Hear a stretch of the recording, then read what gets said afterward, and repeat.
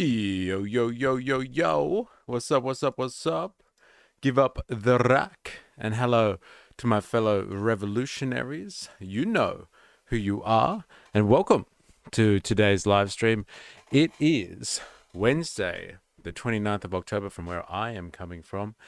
And let us just take a moment of pause and think about the fact that we have made it. It is hump day. And we have made it to the middle of the working week. That's right. You have done your dash, and after you finish off, it'll be all downhill from here, baby, for you working people out there. So congratulations for making it this far. Doing the roll call. David started us off a while ago with a comment, been busy, but I'll be there tonight. So I hope you are watching, David, and hello to you. Squeeb's keeping us alive as well with some commentary on the subject matter of today. Problem is, lefties are now under the umbrella term woke.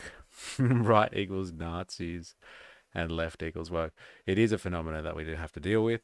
These are culture war issues. I think you've actually labeled quite accurately there, right? Everybody on the right's a Nazi and everybody on the left's a wokey. And that's how they keep us all divided along those lines. David is here. Welcome. It's been ages since I've had you in a stream. It's good to have you. Cheese Swiss in the house. Yo, yo, yo. I'll be, I know I haven't replied to you, and I do apologize. I'm just mega busy. But me and Cheese Swiss are going to be looking at a topic for investigation pretty soon. So something that I've got on my list of things to do. Ninja Nurse in the house. They send me home from work once because I took hump day literally. I'm glad you didn't get fired for taking hump day literally.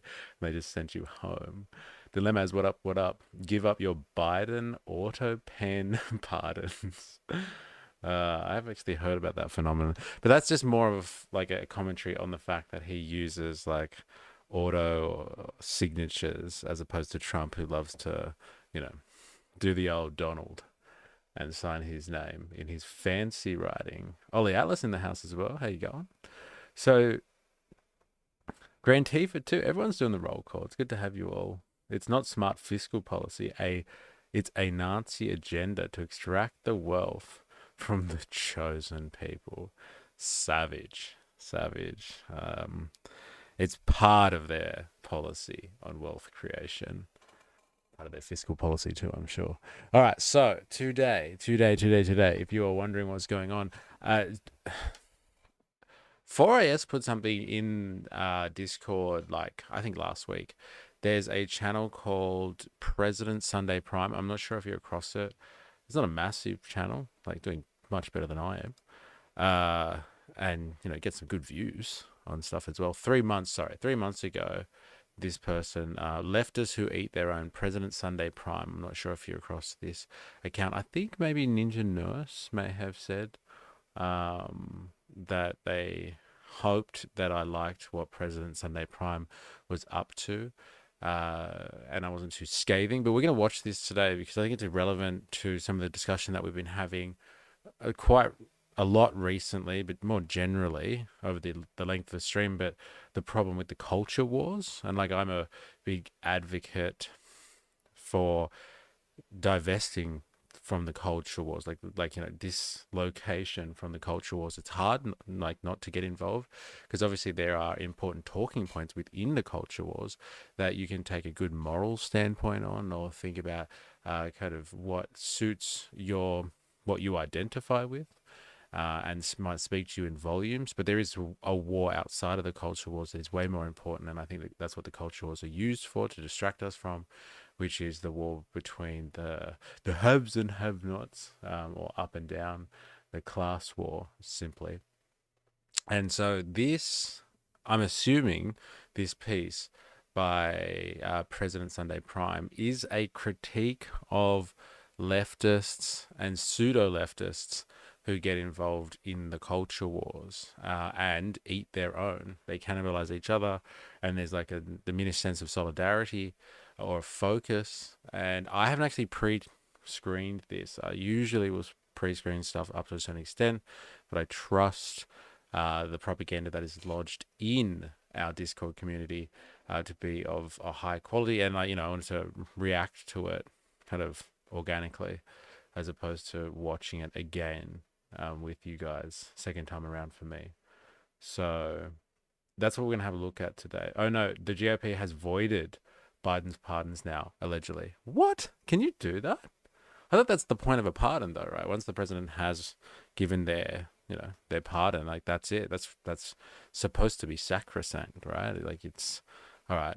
And they all honor the pardon thing because sometimes they're pardoning. They're pardoning their mates or someone that has some type of affiliation to someone who knows someone who knows someone.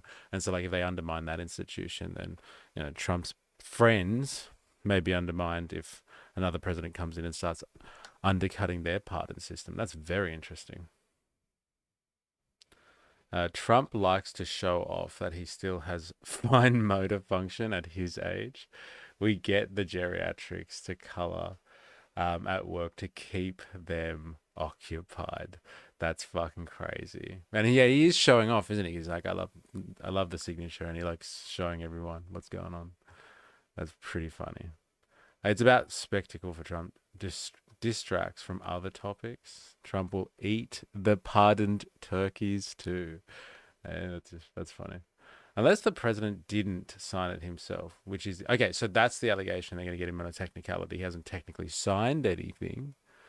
That's why Trump is trying to pardon Diddy. Yeah. Well, Diddy probably has kind of, if not direct affiliations, he works along, it would seem like the same system and network that Epstein and co work off, which is the strategy of blackmail and deception. And it seems to be a hallmark of the bourgeoisie and the most powerful people in the world across the globe. Let's be honest, this is not isolated in America. And yeah, Diddy seems to have gotten in on that gravy train. And so to protect one of those types is to protect all. They definitely know their class interests, the bourgeoisie and the people that are in power, and they know how to protect their interests when it matters. So whether or not Diddy is directly involved with any of those people or not, what he stands for is what they all stand for. And so he's worth pardoning, I would say. So yeah, to undermine the pardon system would be potentially suicidal event there for Trump and his class, his ilk, his administration even. Very interesting stuff. So I'm not going to waste any more time because I actually really want to watch this to see how this person, because apparently it's a good piece of content. 4AS talked it up, and yes, somebody else did. Maybe it was Grand Tifa, maybe it was Ninja Nosh. Someone was talking out this President Sunday Prime channel and said like they do some good work.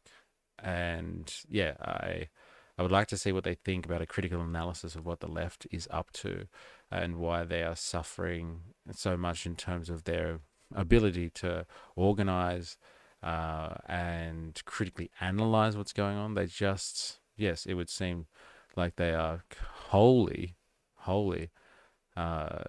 sidetracked by the culture wars and all of that type of stuff. So let's see where it goes. The right talked about a cabal of PDFs on the left. Funny who they want to pardon, and the lost files of someone. What cabal of PDFs on the left? Like I must admit, like that is really the territory of a lot of these types, right? These people. Never heard of this guy. Can't take credit for it. Okay, fair enough. Fair enough. How many diddles did he fiddle if a P Diddy did fiddle diddles? Thank you. A good tongue twister to get me going for the start of the stream. David, the Trump can pardon Diddy anytime he wants. He doesn't need anyone's permission. Yeah, it's funny. It is funny, isn't it? And they could end the shutdown too, so I'm led to believe, the Republicans. But everyone's dragging this on for their own political one-upmanship. And in the meantime, the SNAP benefits have disappeared. So if you're not aware what's happening in the US at the moment at the federal level, there's a shutdown, and they're not moving forward with the paying for federal employees because of this block that's being done by the Democrats. And yeah, they're at the stage now, like, it was government workers that were suffering, but now they've run out of money for the SNAP program, and SNAP is basically like a nutritional assistance program, where that's basically like food stamps. And so there's going to be all these people across America now that are going to be going without food assistance as they enter in, like, what, a month long shutdown. And I think a lot of this has got to do with not releasing the files, as well. I believe that's why they're in this shutdown situation. LARP Jeff, just friends today. Just friends, no internet friends. I think you were called out on Discord, so there's no internet friends anymore. It's sad. I think we can go back to brothers now. But good to have you, LARP Jeff. David, 5, question mark. Leftism is like a fractal. The further you go to the left, you must zoom in infinitely to find people that disregard other leftist beliefs. Very interesting. It is fractal, isn't it? That's a good way of saying it. I thought we were going down a factional path, but it is fractal. The further you go to the left, you must zoom in indefinitely to find people that disregard other leftist beliefs. The SNAP benefits is going to be interesting. I reckon that 40 odd million will hit the streets. That's pretty crazy. Like, hit the streets as in they'll be upset about it, because there's a lot of people that are affected by it. Pretty sad, actually, because apparently, I don't know if this is true or not, but yeah, there is some type of, what do they call it? A relief fund, or they have a plan B or something like that. They do have some money and to draw upon, a relief fund of sorts that could cover it while they figure out that it is shutdown period. But Trump doesn't want to dip into those savings, let's say. And so, again, in the culture wars between the Democrats and the Republicans, working people, or people that are suffering the woes of the system, get chewed up and spat out and won't get access to the assistance they need, literally, to eat. Okay, this isn't some developing country here. This is America. This is the land of the free, and people are going to be going without food assistance very soon. I wonder what it would have, if this type of stuff would have happened at the height of the Soviet Union, because they would have been trying to showcase how wonderful capitalism was in the face of evil communism, and would they have let so many people go without food assistance? I don't know. If they want to eat so bad, why don't they get a job? Yeah, there we go. There we go. That's some good. That's a good neoliberal rhetoric right there, Squib. That's right. Or maybe they should just hurry up and starve to death. And what is the Dickens quote? And decrease the surplus population. It just shows in a free market system. That's how it sheds weight, right? And just get rid of the people that can't afford to buy food. They shouldn't exist in the system in the first place. How many people on Snap are Trump supporters? I'd wager it's the minority. Oh, okay, interesting. I thought you were going to say the other way around, actually. Morning, M. How you going, Indoctrinathan? Good to have you. Welcome. Democrats need to cave so people can eat. Let the Republicans own the mess Trump is creating. Yeah, at the end of the day, right? I think that people should eat.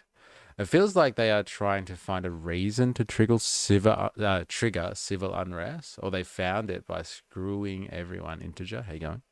I think it's a pretty good point. There's a lot of screws being turned on the civil unrest front, right?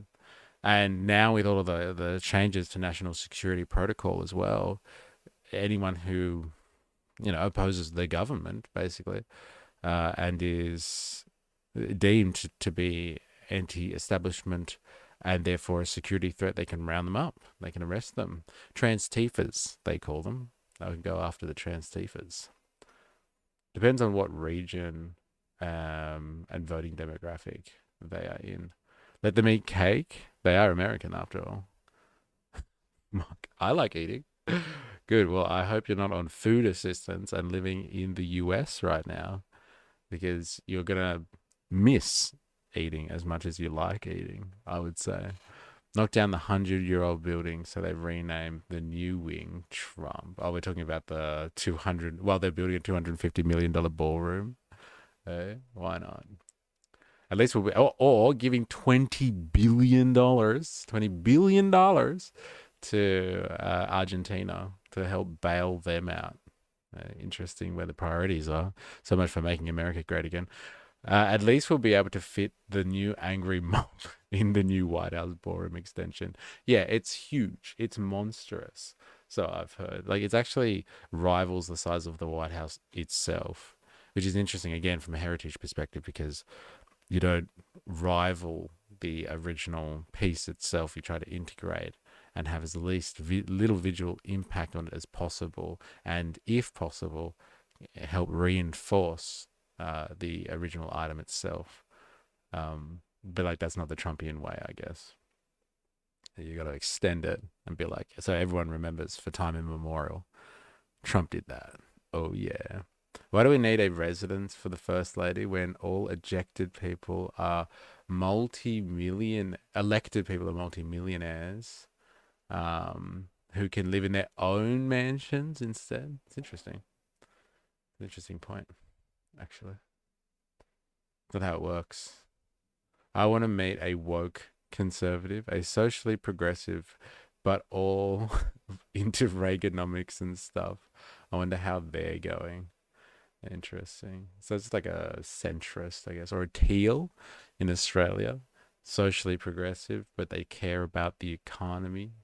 A Karen. Interesting. All right, let's have a listen to this piece and let's figure out why the left is cannibalizing itself according to this person and what that means broader for the culture wars, our analysis of the culture wars. So let's see what they have to say. I've been told it's a good piece of content. I take it on a high recommendation.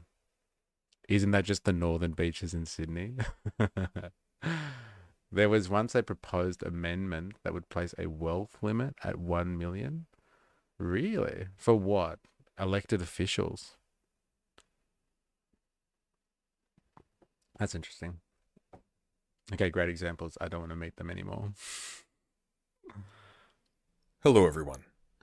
I want to begin by saying that I am not one of those people who buys into the idea that social media is not connected to real life, and that online politics doesn't have any real impact politically. It clearly does, and if online activism has failed to yield any measurable victories for the left so far, that should, in my opinion, be attributed more to the failure of leftists to properly make use of it than to the impossibility of doing so. Interesting point to start off with. We've hit the ground running.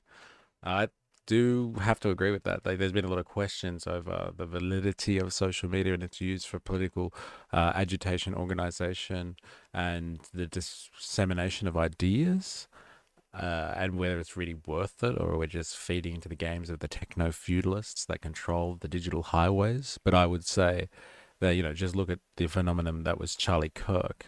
Now, obviously, Charlie Kirk was backed up by some significant infrastructure in the real world, like massive donor groups and organizations and conservative think tanks that made that project possible in the first place. But he had an amazing propaganda machine going, and he did have a huge impact on politics, not just in the US, but around the Western world, I would say.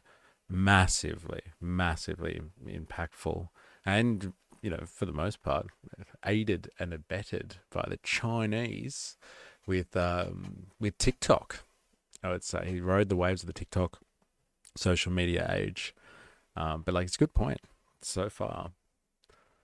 The failure of leftists to properly make use of it than to the impossibility of doing so. That being said, Yes, it is. in this video, Influence is easier on social media since most people spend their time there. Yes, but does it translate into anything? That's the question I find that people really ask. But I would say, yes, it does translate into something. And the Kirkster is a good example of the heights that they can reach. the impossibility of doing so. That being said, in this video, I want to talk about a very serious barrier within leftist politics online to making productive use of social media for a collective benefit. But before we get into it, I'd like to take a moment to mention ground news. Fuck ground news.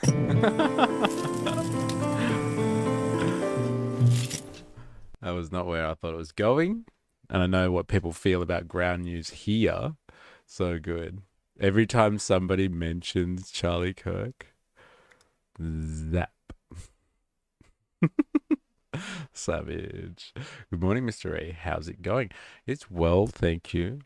I am well, thank you, Avalaba. We're going down an interesting investigation piece today to try and figure out what's going on with the online left and why they're cannibalizing their own, why they eat their own, as according to the philosophy of President Sunday Prime. I'm not sure if you're across this person or not, but it comes highly recommended from 4AS and a couple other people, I believe. So, yeah. Boo, yay. Funny got me. Yeah, that was good because I know there's some people, I think it's Indoctrinated doesn't like ground news. And there was a few people very scathing about ground news the other day when we saw it come up in an ad on somebody else's content. And that was pretty good. Fuck ground news. I'd like to take a moment to mention ground news. Fuck ground news. It's a stupid service. Lazy? Want to be told what to do, I guess. It's possible, if you're watching this, that you, like myself, have watched with dismay as very large, ostensibly leftist influencers like Natalie Wynn, aka ContraPoints, and Abigail Thorne, aka PhilosophyTube, have seemingly gone out of their way to make soft appeals to Zionists in recent posts and videos, trying to frame themselves as one of the good ones to people who spend their time cheerleading the racism-fueled massacre of tens of... Did anyone watch these people? Whoever they are, I'm not really very good on left tube or whatever. But yeah, ContraPoints, PhilosophyTube. Anyone watch this stuff? The reason the left started losing is because they pushed the trans agenda on kids. That was the moment it shifted. Interesting. It's like advertising Opera GX ads. What market does it really sell to? Yikes. And even now in Queensland, there's a court battle against the government about puberty blockers. I've seen some ContraPoints videos. Yeah, Contra and PhilosophyTube are OG bread tubers. Yeah, okay. Thousands and the displacement of millions of people from their homes. Spouting nonsense like, the online left's obsession with Palestine saved no lives, didn't prevent a single bullet or bomb, and it may have slightly contributed to the re-election of Trump. Yes, that's it, Natalie. Israel is breaking international law and committing probably the great humanitarian crime of our generation. But what about leftists on the internet? If you can't read between the lines, what about Natalie's career? Not that we needed any additional reasons to not take ContraPoints seriously again, but here you go. Now, if you believe these people to be progressive and leftist advocates for the oppressed up until this point, well, then I've got a bridge to sell you, but also you're probably very understandably disturbed by these developments. Why would a leftist trans advocate like ContraPoints jump on the bandwagon of concern-trolling pro-Palestinian advocates amidst 100,000 people, give or take, being murdered by... See, give or take isn't even enough, right? 100,000, give or take 100,000. Let's give, eh? That's 200,000. Now, by the reports that we were looking at, like a month ago, because of that article that was written by people that are specialists in trying to understand and equate war crimes, genocide, and the costs of war generally, it was up at 680,000, the deaths. It's crazy, man. How off we are, thanks to the dissemination of what happens in the mainstream. Yeah, ContraPoints and PhilosophyTube are OG RedTubers. The ones who do like 2-hour videos about niche culture war issues. The trans community won. The ban was reinstated hours later. PhilosophyTube made some appearances on my feed. It was the videos regarding queer philosophy and all that kind of stuff. Yeah, they're more liberal than leftists or socialists. Interesting. See how there's like a gradation there in like what you've talked about. Like, it's liberal, and then it's leftist, and then, like, there's even more extreme versions of that. But, like, you all of those three gets lumped in at the same thing. Oh, the Atlas guys got the guts to complain about our incompetent, and for that I respect him. There's a difference between pushing a trans agenda on kids and advocating for life-affirming care. But whatever, go off, King. By a fascist state about raising awareness of the horror, and then go on to pretend like the cause of Trump's re-election, to the extent it was affected by the Gaza issue at all, was the fault of progressives actually standing up for progressive values, and not Genocide Joe and the Democratic Party for being only slightly inferior supporters than the Republicans of Netanyahu's desperate attempt to undermine his own country's democracy by using a constant flow of states of emergency at the expense of hundreds of thousands of people's lives to prevent himself from being voted out of office. Well, it's for the same reason ContraPoint spent the one video she made in 2022 calling leftists jealous for complaining about the rich endangering the public by flouting public health regulations that were enforced upon everyone else. What people were upset about was not that she had the party. I mean, wouldn't you escape to a private island if you got that MILF money? The problem was more that she tweeted about it. When Kim tweeted this, most people were trapped in quarantine. We didn't get to have birthday parties. Some people couldn't even travel to visit their dying relative. Pain at the good fortune of others is how Aristotle defined envy. And I think it's interesting that whenever social media erupts in outrage over luxury music festivals or Kim K's birthday party, no one ever uses the word envy.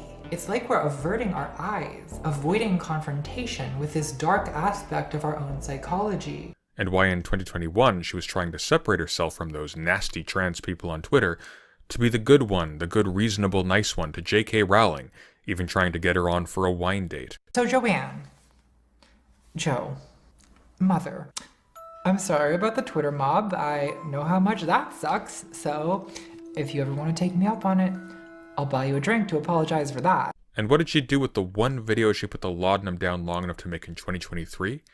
Defend Hillary Clinton and J.K. Rowling again as just victims of misogyny. A movement can't get along without a devil, and across the whole political spectrum, there's a misogynistic tendency to choose a female devil, whether it's Anita Bryant, Hillary Clinton, Marie Antoinette, Alexandria Ocasio-Cortez, or J.K. Rowling. Natalie doesn't care about trans people more than getting rich and famous friends, because ContraPoints isn't a leftist. Leftism was just a way for her to get rich and famous. And now that she is rich and famous, ContraPoints doesn't need you anymore. What Natalie really cares about is getting the Kim Kardashian private island experience for herself, and those pesky leftists are getting in the way of that. Leftists need to start thinking about the use and exchangeability of social capital, because it's very important. Fame isn't just desirable in itself, it's a valuable resource that can be traded on. A famous leftist isn't just a leftist with a lot of attention, it's someone who can use that attention as a megaphone to make powerful signals in public. And if they and powerful right-wing movements can find mutual benefit in them altering what their signals say, they can be persuaded to do so. Leftists are often made fun of in the media for being too demanding of their public representatives. Anna Kasparian of the Young Turks goes on the warpath against trans women and homeless people, then goes on to right-wing shitposter channels like Sitch and Adam to complain about the left being too obsessed with purity.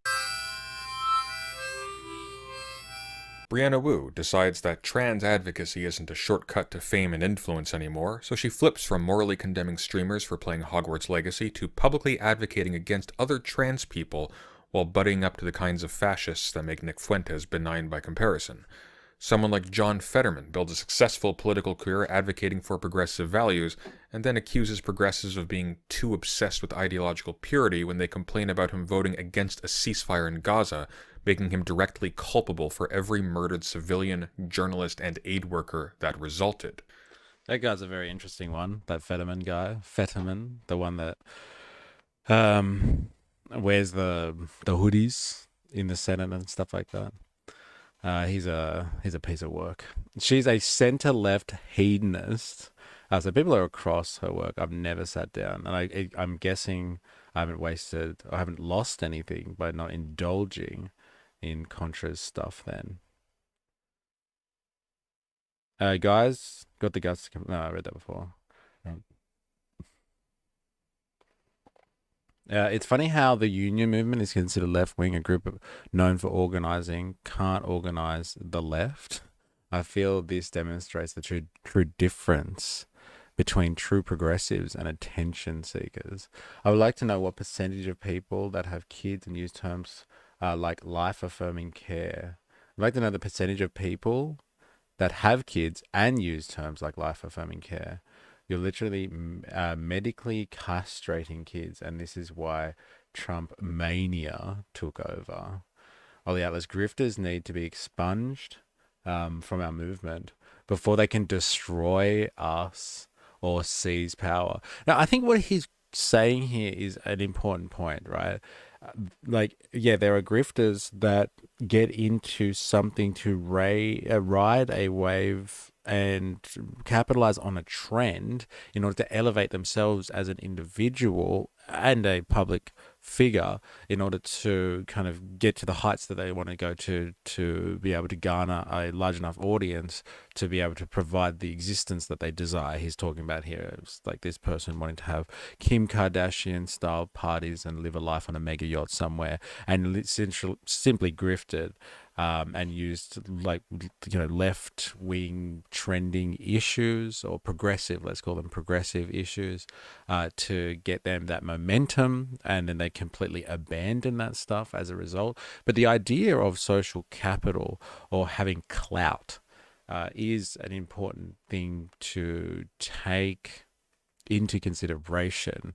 That's why you have generally out there political movements, even cults, you would even say, that are organized around a cult of personality. So someone who is some type of charismatic, some type of enigma, they're an iconoclast, they are some type of maybe even a rebel.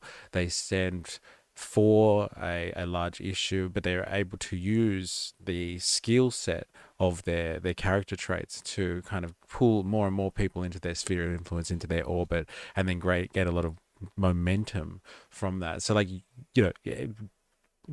doing all of this work, like going out onto social media, building a following, building an audience, building a community, all of that kind of is for nothing at the end of the day if you don't utilize the power that you are wielding on a platform like social media. That's what social media really is all about.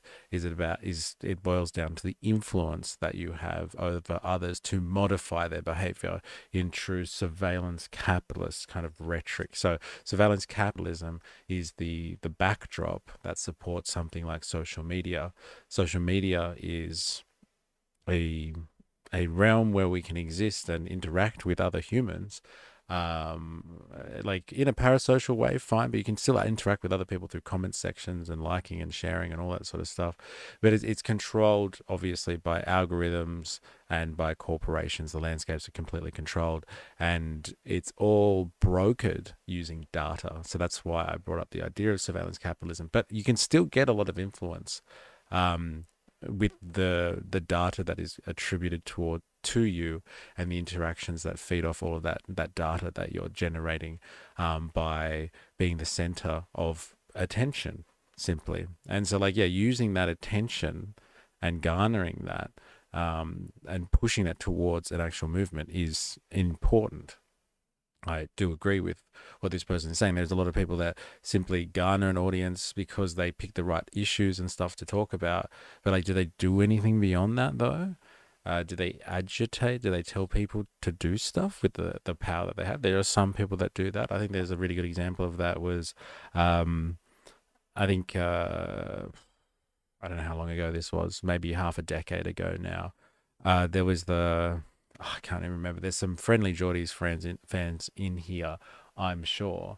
But they started up something called the Common Sense Brigade, and then they started, printing out flyers and influencing elections. Like I think there was an election in Queensland or something that was influenced heavily by the Common Sense Brigade.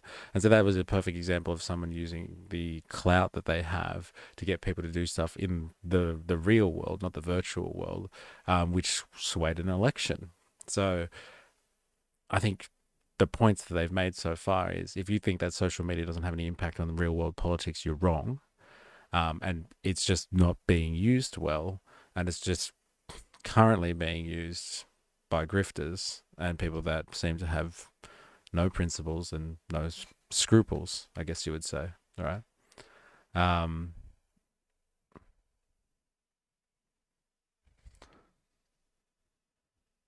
Wait, what am I missing? Grifters need to be expunged from the movement. Yeah, I discovered the Young Turks years ago. I thought it was okay. Then it got a bit weird. Yeah, I think they have changed significantly from their origins, right? You know, you one who had a stroke, then suddenly become based. Staying out of that one. There's plenty of right wing grifters. Look at Benny Johnson. Yeah. Benny Johnson on Grinder. You can, under the law in the US or Australia, undergo a sex change until you're 18 and over. No kids are being legally castrated. Yeah, Ninja no, sorry, can't indoctrinate them. Don't forget dead internet theory. How many of these grifters are even human? All the people that they interact with, right? All right, let's get back to it. We could also talk about public figures like Vosh, who built himself up as an anarcho-syndicalist who supported Antifa, now acts as a Democrat Party shill, and was silent about Brianna Wu openly harassing trans members of his community, while he and his mod staff censored criticisms of her so long as she promised to get him interviews with Dem Party members like Ro Khanna, effectively helping Brianna to set herself up to profit as one of the most ghoulish apologists for the Gaza genocide on the internet. As one of the most ghoulish Just saw some Palestinian children try to stone a dog to death. apologists for the Gaza genocide on the internet.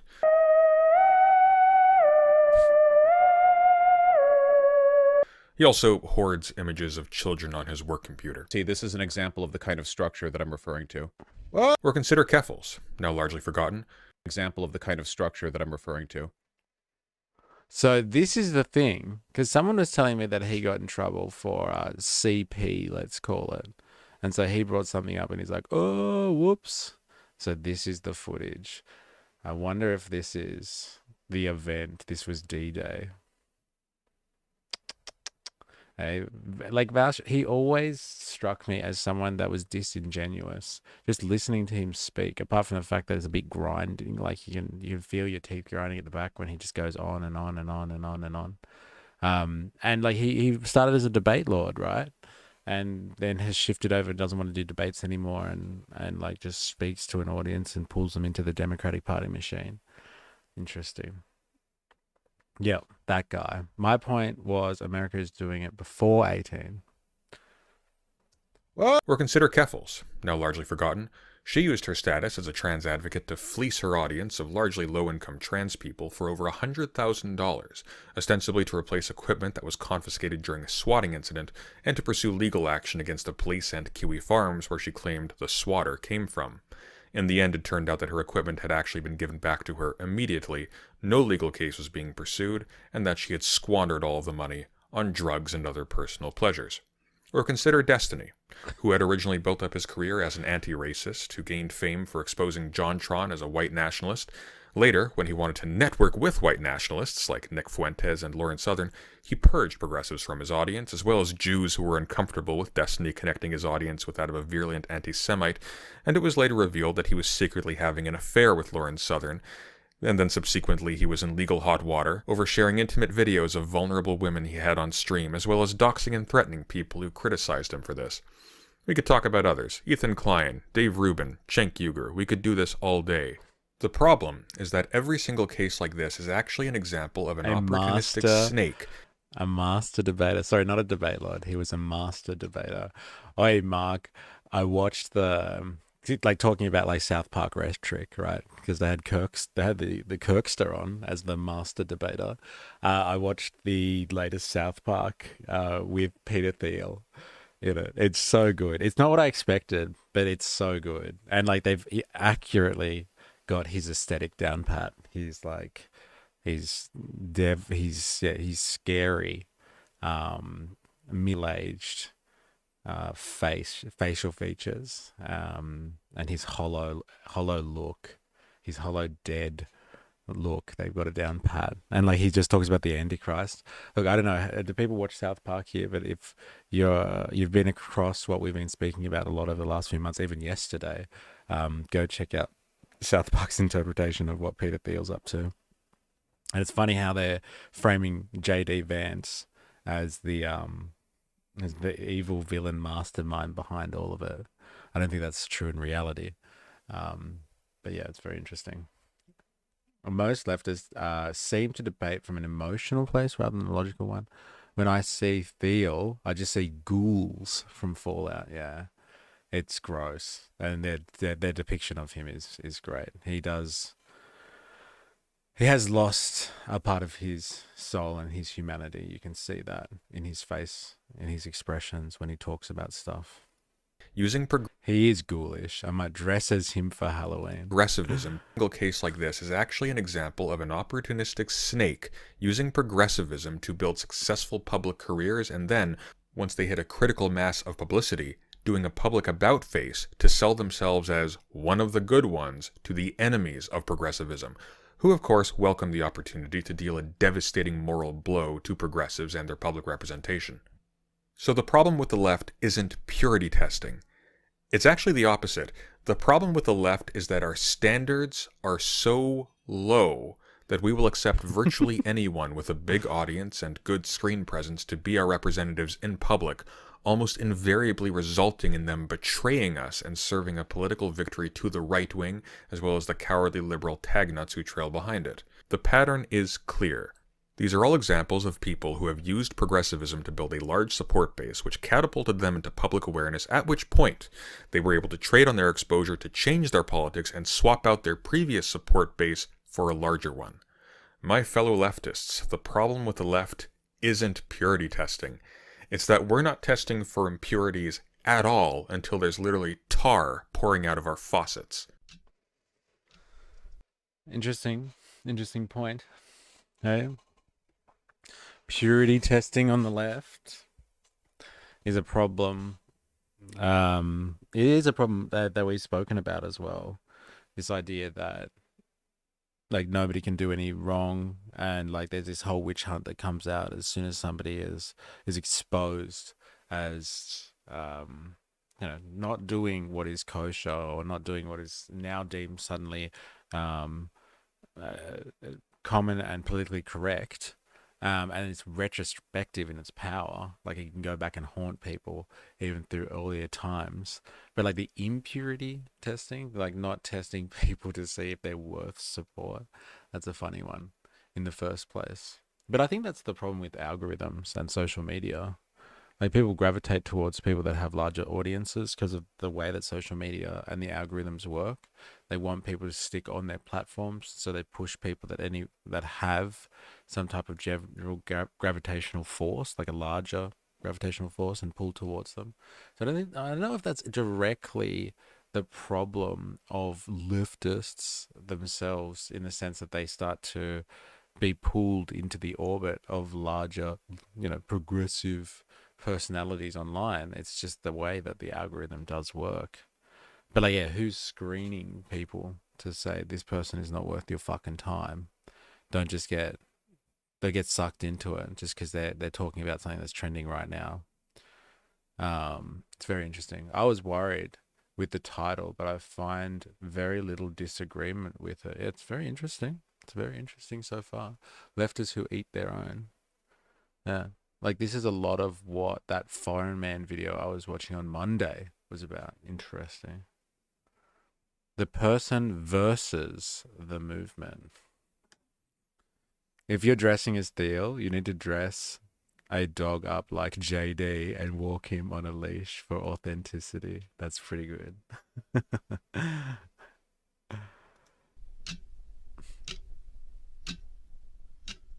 On top of all of this, there are predatory practices. Who will volunteer to audit the internet? Maybe outsource to Trump or a third world country? Yeah, I know, right?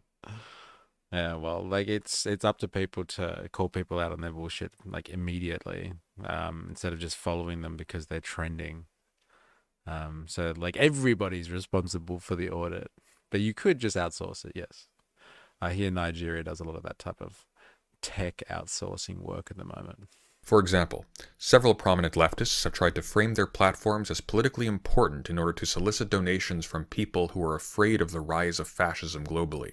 Let's take Michael Burns, who hides his earnings on Patreon from his viewers, who released a video in May guilting his audience into financially supporting him by insinuating that the reason why Donald Trump and fascists are so successful right now compared to the left is that the left doesn't donate enough to support progressive content creators. I've already mentioned the financial advantage that the right wing has in today's content marketplace. And while a lot of leftists, self-included, really hate talking about money, I want to be as upfront and transparent as possible about the financial realities that I am facing by starting this channel. You've likely noticed a wave of videos and community posts from some of your favorite left-leaning content creators saying things like, "Oh my God, I don't have money anymore. I can't make money doing this. Please help me so that I can feed my cats." Views are down across the board, and YouTube ad revenue is way less than you probably think it is. You know, sponsors are tightening up their budgets, and a bad economy makes it harder for folks to support their favorite creators and channels. This is not only misinformation. Content creators are not the movers and shakers in global politics. At over 1,200 patrons paying a minimum of $5 per month, Michael Burns was already more than well enough funded to produce the 2 low-effort video essays he publishes per month, of which one of them, last month, was the video pleading for money. This is also despicable. By convincing his audience that paying him is in their own political interest, he encourages vulnerable and frightened viewers who otherwise might not donate because they can't afford to, and who probably earn significantly less than him, to part with their hard-earned money, under the illusion that this is in their own interest. This is predatory. But okay, let's leave that aside. Is Michael at least delivering on the content his audience is paying him to produce? Well, in the past month and a half, roughly, Michael has published about 71 minutes of content spread out over 3 videos. One of these is the aforementioned video in which he begged his audience for more money, and the latest, entitled "Conspiracy Theorists Are Right in the Wrong Way," was plagiarized. You heard me correctly. Plagiarized.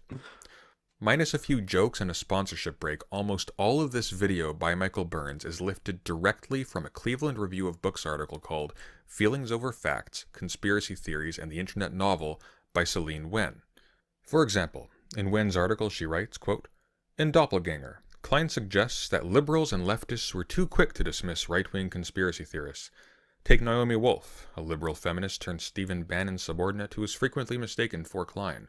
During the pandemic, Wolf was one of many COVID skeptics who raised the alarm about vaccine passports, claiming that vaccination records would be used for a social credit system that would lead to slavery forever. The theory, Klein notes, is inaccurate in its specifics and co-opts the language of structural racism in perverse ways. But it also reflects very real fears, which are substantiated by historical events and mirror leftist critiques of power. Before the CDC became every Democrat's favorite government agency, it was also the organization that helped oversee the Tuskegee study, which deceived hundreds of black men about their syphilis diagnoses and denied them necessary medical treatment for 4 decades. The right wing's paranoia about vaccine passports reflects anxieties about big tech and big government. Leftists familiar with surveillance capitalism and the CIA's history of domestic espionage share the same concerns. As Klein notes, conspiracy theorists get the facts wrong, but often get the feelings right. The feeling that every human misery is someone else's profit, the feeling of being exhausted by predation and extraction, the feeling that important truths are being hidden. The word for the system driving those feelings starts with C, but if no one ever taught you how capitalism works, then it's easy to see how you might confuse it with another C word. Conspiracy. Ooh, that's so good. Hey, whoever wrote that article, very nice. Hey, you can call whatever is produced, whatever, like, and when I say produced, I don't just mean the commodities, I mean the systems, the ideologies, the people that are put into power and the decisions that they make. You can call that all conspiracy if you want, because it's hard to trace exactly how we got there, or you can just call it a product of capitalism, baby. So good. That is hilarious, because like everyone's got kind of a vibe on it. It's not really right, and then they use their own interpretation, their worldviews to figure it out. But like it all stems from the same place, from the wonderful world of capitalism. Now, what's this? I used to, but I seem to become more more about entertainment. Also, an hour-long video on a topic. I ain't got time for that. Remember, the Grey Zone pointed out Philosophy Tube was attempted to be used by intelligence agencies to push their agenda. Oh my God. What's that? Leaked files expose serious psyops veteran astroturfing bread tube. Interesting. Very interesting. Well. Who would have thought that the CIA would be using influencers to help with their psyops? Who would have thought? Eh? Why not? They've been using media to do this stuff for a long time. Why not? Now, this is interesting, the example, and it's something that I want to highlight as a great case study in the culture wars. Now, the CDC, what this person has highlighted beautifully is that an organization like the CDC, who the left would have thought, prior to COVID as being an evil organization that is able to kind of help systematically oppress a segment of the population by confusing them with incorrect diagnoses based on their racial profiling, would have, deemed that organization, the shining example of all the things wrong with capitalism and the capitalist world order. As soon as the COVID pandemic breaks out, it becomes a culture war issue. Like a pandemic, a sickness that is kind of moving with great speed throughout the global community, becomes part of the culture wars. And then people either defend the CDC, or if they're a good progressive or a good leftist, or they don't. And so then for some reason, the CDC then became a villain institution by people on the right, and then people on the left and progressives, I guess you would say, started seeing the CDC as this this monolith, this organization of great esteem, and a place that people should put all of their trust. I think it was absolutely incredible how a pandemic, an epidemic, a sickness, a virus, whatever you want to call it, like this, was manufactured and spat out to people as part of the culture wars. It was lefties who supported the CDC and supported, I don't know, lockdowns and whatever measures were required to contain things. And each country had a different, so it just shows you how culture war-y it really is, because each country and their own political, cultural responses to things, they all have different ways of handling a response to the imminent threat. But conversely, if you were right wing, I guess you would say, or conservative, you saw it all as general conspiracy, and something that shows you that big government is the real problem, and we need to double down on getting people's autonomy and sovereignty back. It's an attack on people's freedom. So it was. I think that it's incredible that a situation like that, it'd be like if there was an earthquake, and then people were just like, oh, the earthquake happened because people took a left and a right side on that.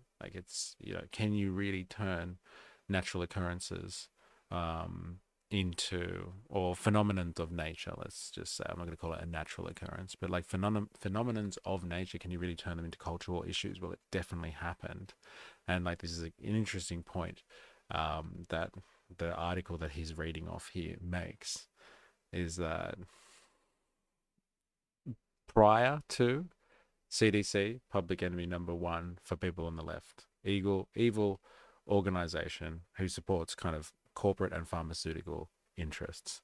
Post pandemic, they're the savior, and then the right wing, now finds them to be the devil incarnate. It's a very, very interesting system, I must say. Very, very interesting system, and something that is a product of the culture wars. And I do hope that we spend a bit of time trying to understand how we fit into this manufactured system of division, which is what the culture wars is. So I'm glad he's bringing up things like this.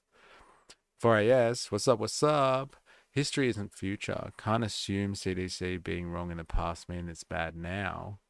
Just look at the Nazi Party and what it stands for.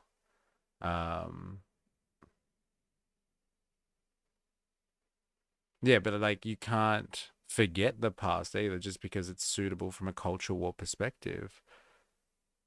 So that's what people were doing. They were excusing the past because now they felt like it was an acceptable institution. If it is capable of great wrongdoing, then it is likely, I would say, that they are capable of continuing said wrongdoing. It's a joke, all good, but but it's a good point. Like you can't just assume that somebody is going to be bad forever. Everything that they do is wrong. However, as an institution is capable of doing some, pretty egregious stuff, like telling an entire section of the population that they have a sickness, a pretty serious one, that they don't, to gaslight them or to, as part of some other nefarious means. What else are they up to? And like you should continue to question everything that they do as opposed to just take their word for it because you don't like somebody on the right. Like that's just a culture war position, which is destructive, I would say, for the broad majority of people. And the phenomenon they're explaining here is that there are conspiracies and people express their conspiracies in a language that makes sense to them, but their general sentiment is they have a problem with the system. They're trying to express what their problem is. They're trying to find out what it really is, but the expression of that is conspiracy. But they're really, they're worried about capitalism at the end of the day because that's the system that has produced the conditions. Pandemic or plandemic or scandemic. Yeah, so many good words for it.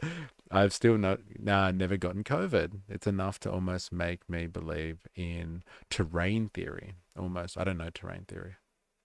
Certain labels, though, beyond an organization / belief.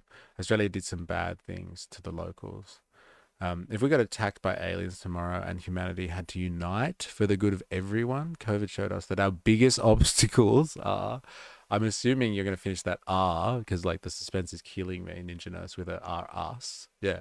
Right. Look, sometimes you do need something like that. And like COVID could have been one of those points. Like I'd actually take your alien analogy or your scenario and say like maybe humans actually do need a common something to fight against and that will unite us all.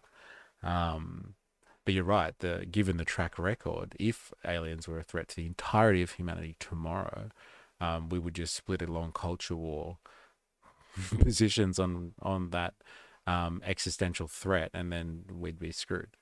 Right? We'd be completely screwed. America did some bad things to black Americans under a flag, so I think it's okay to say the symbol is wrong. But it's hard to assume that the CDC is a symbol. Yeah, interesting. Very interesting. I'm now incredibly skeptical when someone says on the left tries to discredit someone based on an ist.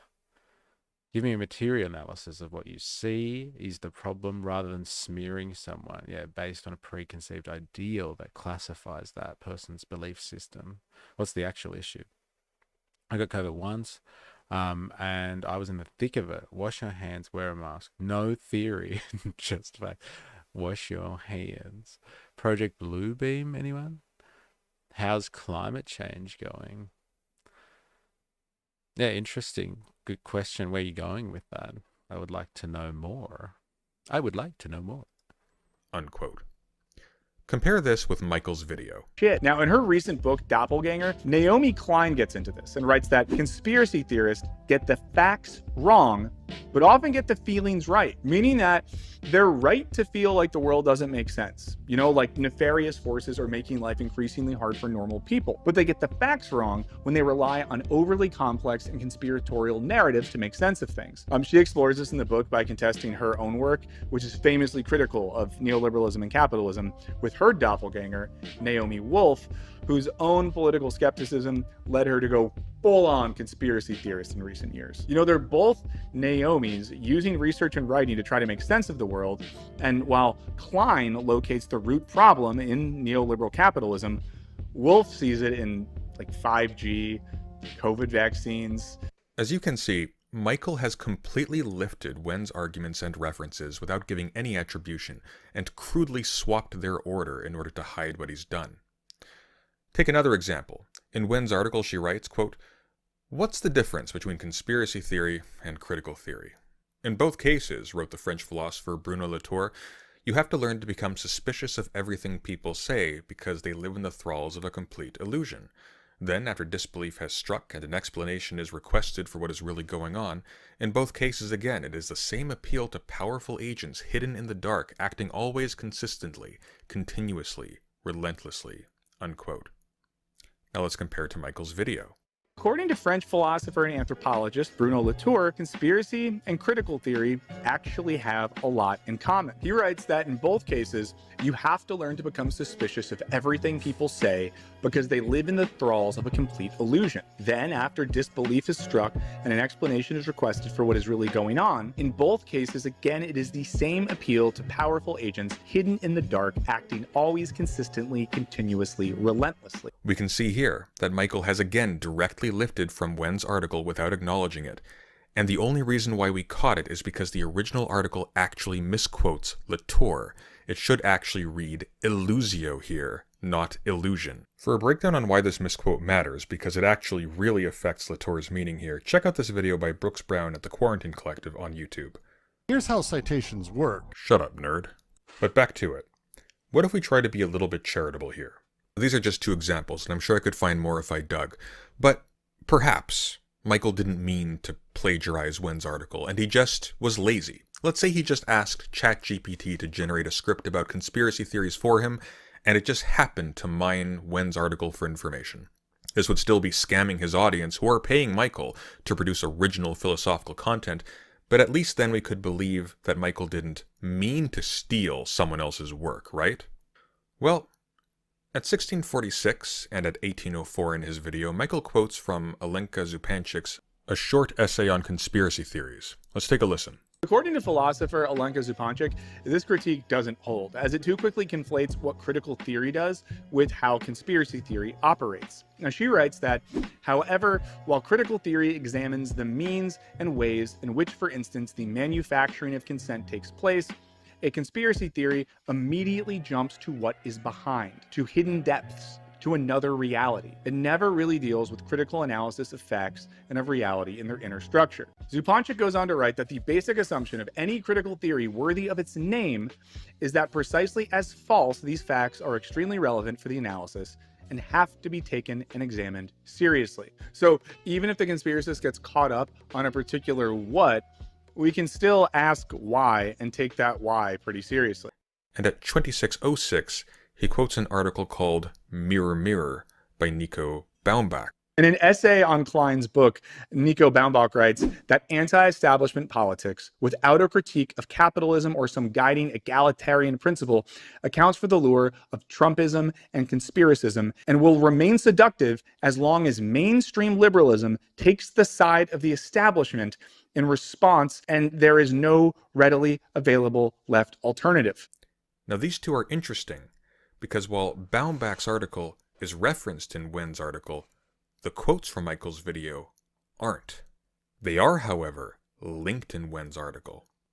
And the link to Zupanchik's article was paywalled, suggesting that not only did Michael Burns lift his content from Wen's article, whether or not with AI assistance, he also likely had to manually follow the links in Wen's article and copy from them in order to pass off Wen's references as his own. It seems that Michael has just gone into this person's article and plagiarized her research. But since Michael is apparently fine with scamming his audience with AI-generated scripts and outright plagiarism, let's have some fun and run Michael's script through Claude. Quote, "The YouTube creator appears to be using Wen's review as a foundational text, both for direct quotes and as a roadmap for their own analysis. While they add their own examples and perspectives, the theoretical scaffolding is largely borrowed from Wen's piece. This represents extensive structural borrowing beyond mere citation. The YouTube creator has essentially adapted Wen's analytical framework while adding their own commentary and examples. There are several suspect patterns that suggest problematic appropriation. The most concerning pattern, uncredited structural wholesale adoption, The YouTube creator has essentially reversed engineered Wen's entire analytical architecture while presenting it as their own original thinking. They use the exact same theoretical progression, follow the same argumentative logic and sequencing, adopt the same key distinctions and frameworks, and present the same conclusions. But they only explicitly credit Wen twice with brief quotes, while the vast majority of the intellectual work derives from her piece. There are academic dishonesty patterns like the laundering technique. The creator cites the original sources, directly making it appear they did primary research when they're actually working through Wen's synthesis and interpretation of these sources. There is selective attribution. They credit Wen for 2 small quotes, but not for the overarching framework that structures their entire 30. So what's the point of this section 4AS? What's the point of this part of the thing? Is this about like him just like the title is The Leftists Who Eat Their Own, and it's supposedly about the shortfalls, I guess, of leftist organization, which seems to be what the first few parts really were about. Is this just like deep diving to example of like lazy ass, like leftist conscious content creators or something? This guy's a lecturer. Okay, so he's just he's absolutely savagely dismantling someone at the moment and calling them out for being a complete shill and stealing other people's work. And Michael Burns is from Philosophy Tube. Okay, right. Okay, so he's dissecting these people. Got it. Yeah, interesting. You mean the climate on Earth never changed until mankind started burning dinosaur juice? Well, we had better destroy our economy and living standards to fix that then.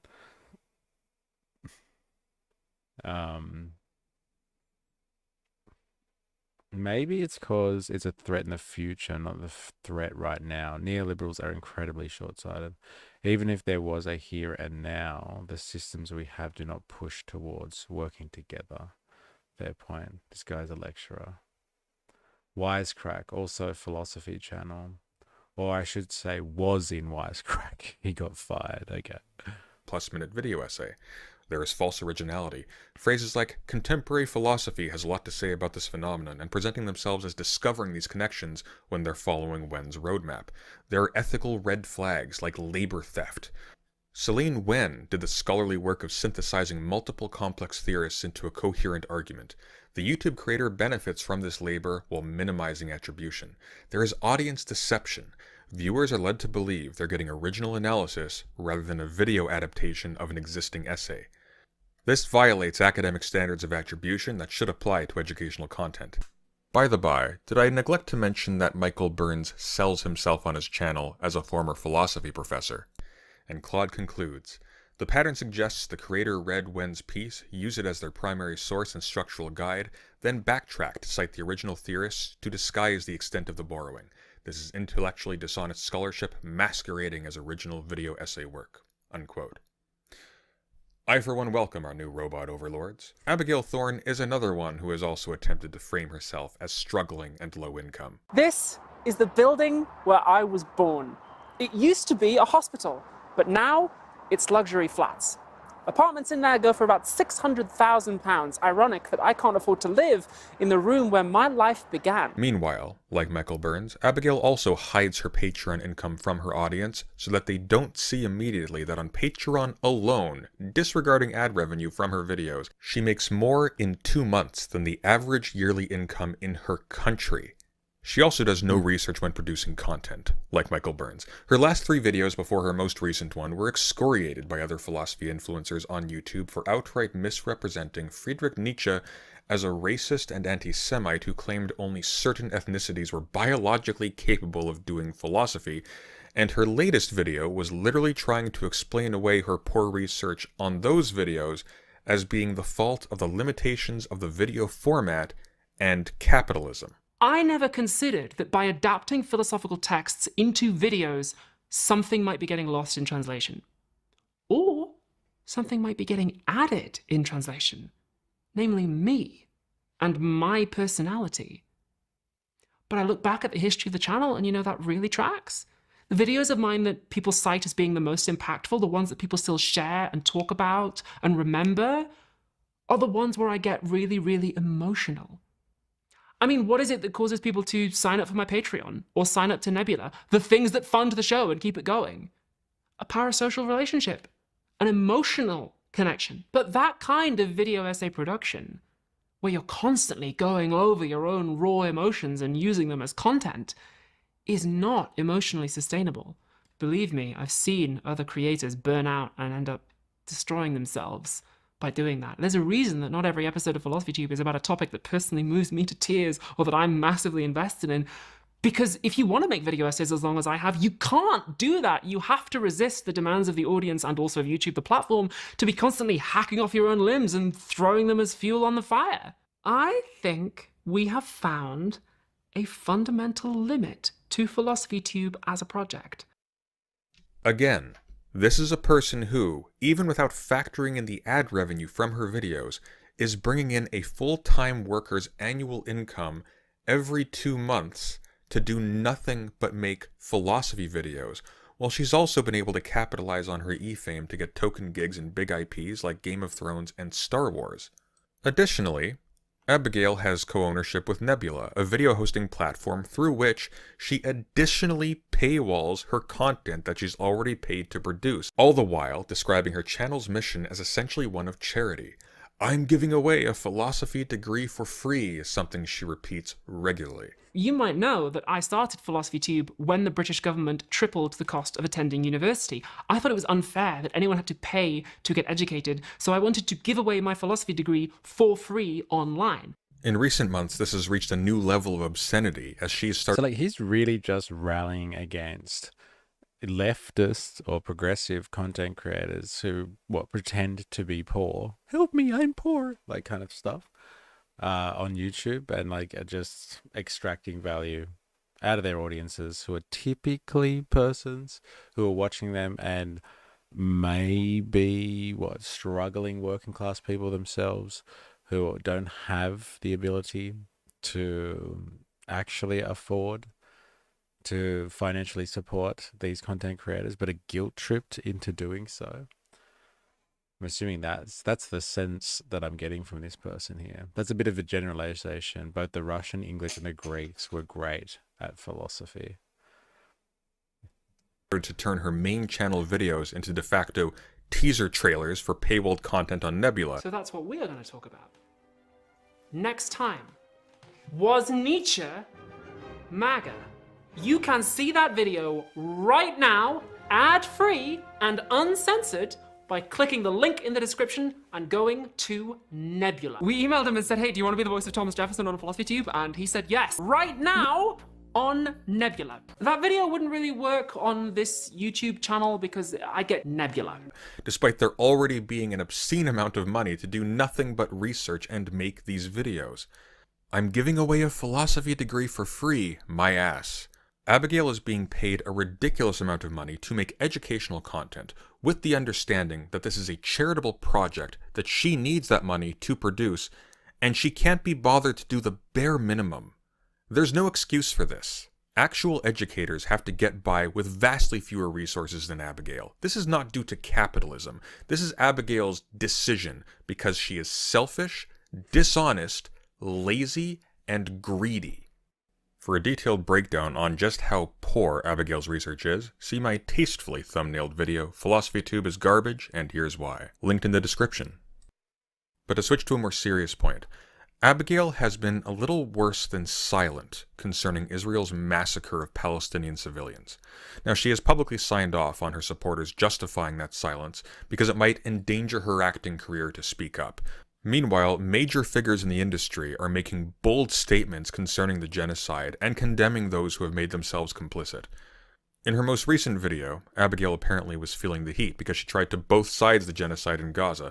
I am aware that Israeli scholars have their responses, that the US and Israel are not the only countries to instantiate this pattern or something very close to it, and that a proper treatment of this subject would need to be done at length with due concern for the global rise in anti-Semitic hate crime that we've seen over the last few years.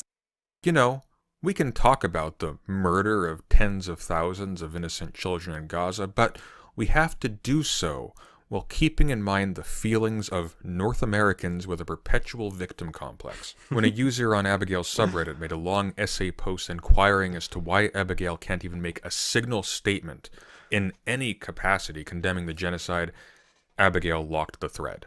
When I consider this in the light of other Nebula users, like FD Signifier for instance, making soft attacks on progressives for being too loud and distracting while... This dude here, I think Dilemmas, have you put up his, no, Dilemmas, Indoctrinathan, you've put up his streams before, right? I think we've watched something of his before when he was talking about, I can't remember even what the issue was. But like, yeah, I wonder if this is the same guy. My main interest in this video was the turning of the premise on the head of the left purity tests itself to actually, we don't test enough. Yes. Yeah. Is this the guy, FD Signifier? Is this the one that you've watched? I wonder what this person's opinion is on this guy. People like Abigail are people who completely reject the anti-Semitism of Zionism. That's funny. This is just starting to sound like Abby cherry picking someone's random tweet and spending 2 hours breaking down the reason they choose certain words because they are anti-Semitic. If you think this substance in the video is waning, then fair enough. No, I'm just trying to understand what's going on because I don't follow all of these people, but there's a huge community out there of, you know, quote unquote bread tubers, left tubers, whatever you want to call them.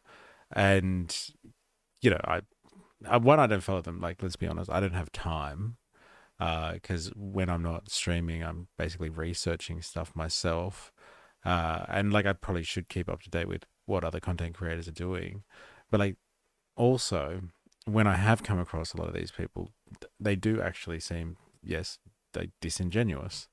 And like, you got to question what it is you're doing, like watching their crap anyway. Usually when, as that quote was saying before, a lot of them have a critique of what's going on, but they don't base it in something like, you know, being anti-capitalist or seeing a problem with like the system at large, and that's stemming from a systematic issue. They just describe it as some type of phenomenon that's like occurring organically or spontaneously in a vacuum or something, and they don't connect it to potentially what's happening in society as a result of the economic mode. So I find some of their analysis interesting, but most of it is just not based in anything of substance, let's call it. He's one of the few on Nebula who's actually talked about Palestine. Okay, FD isn't a bread tuber. He's done a lot of videos calling out bread tubers for their shit.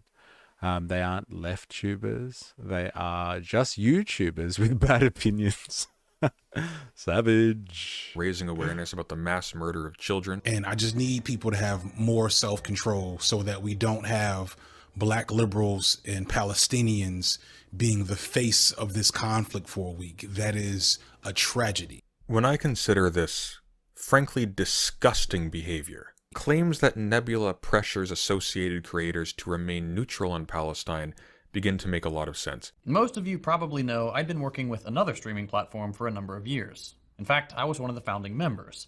But after Israel's recent escalation of their genocide in Gaza, I was asked to either make a both sides statement or leave the platform.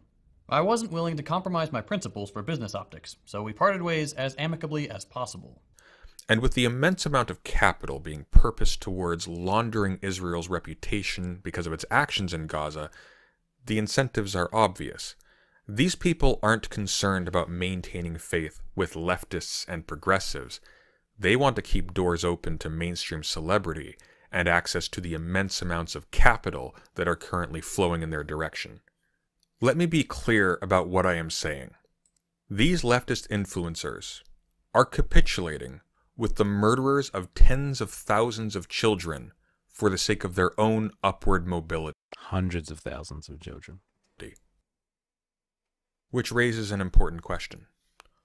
Why do leftists let them do it?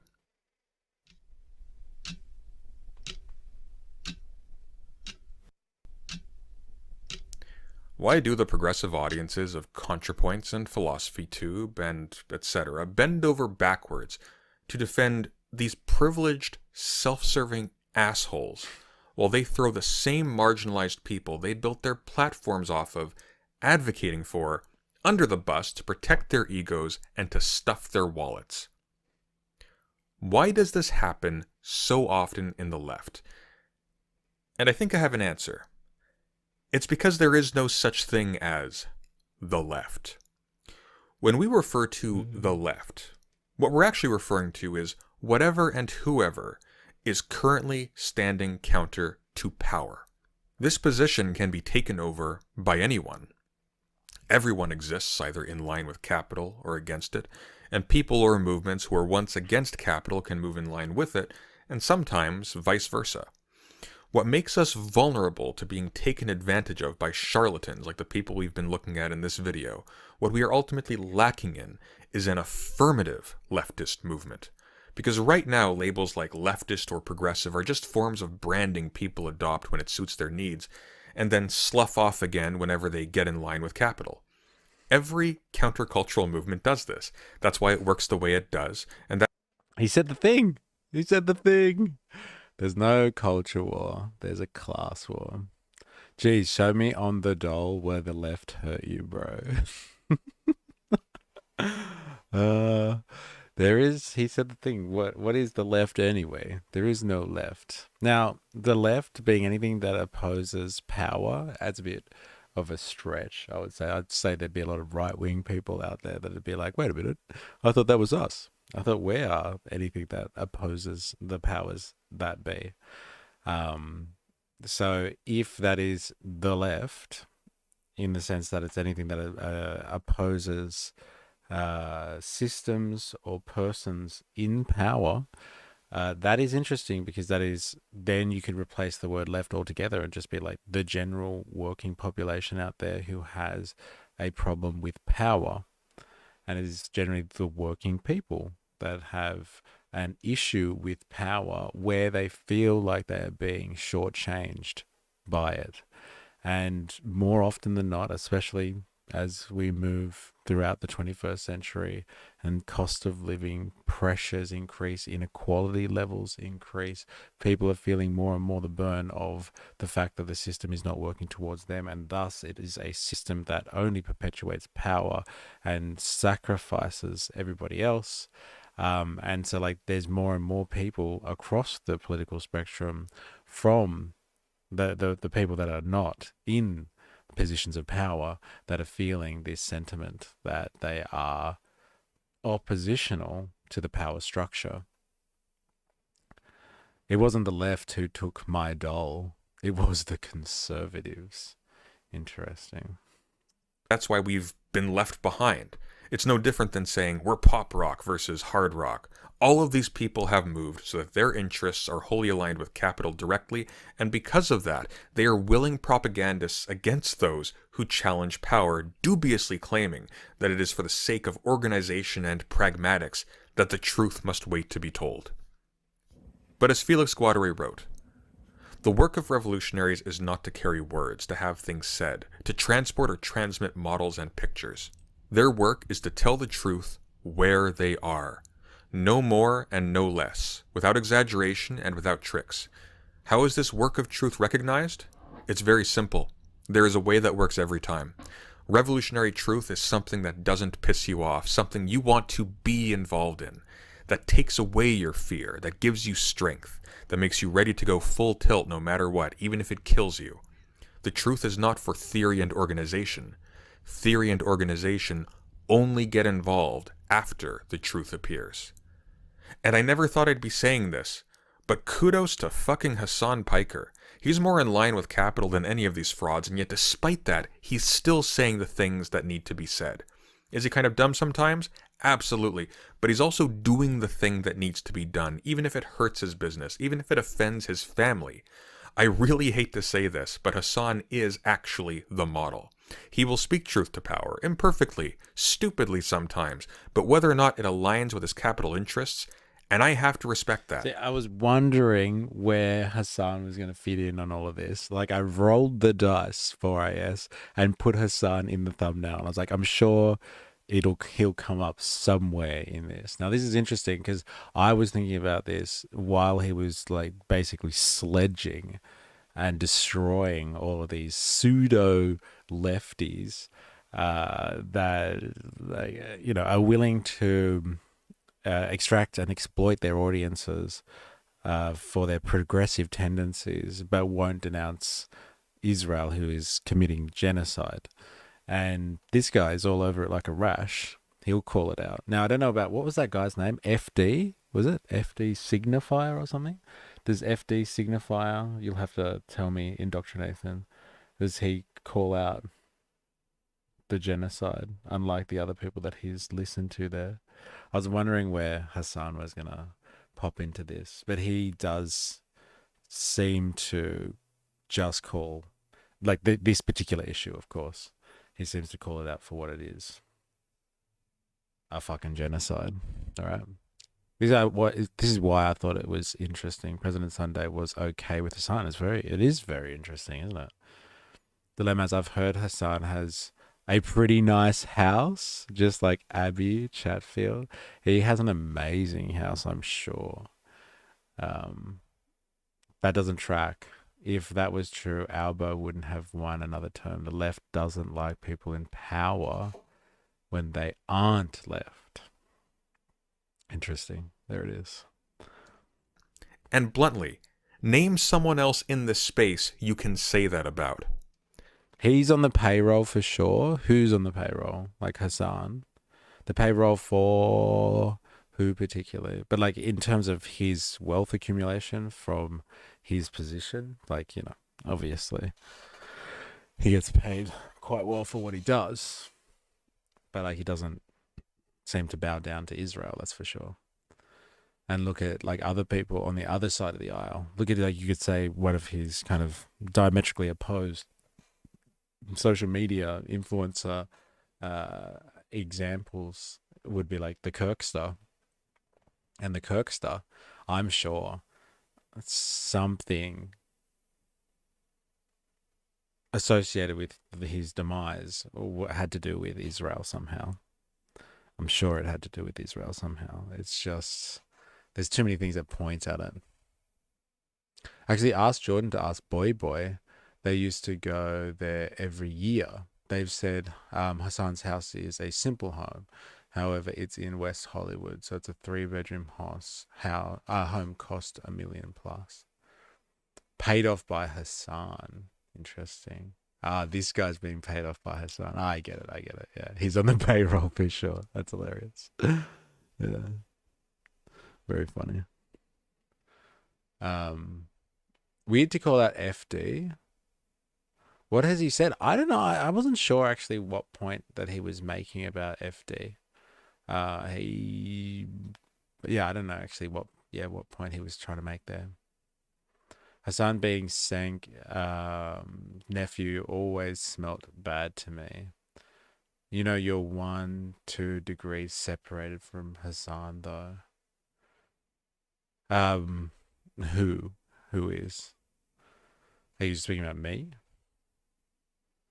Or is it like a general you?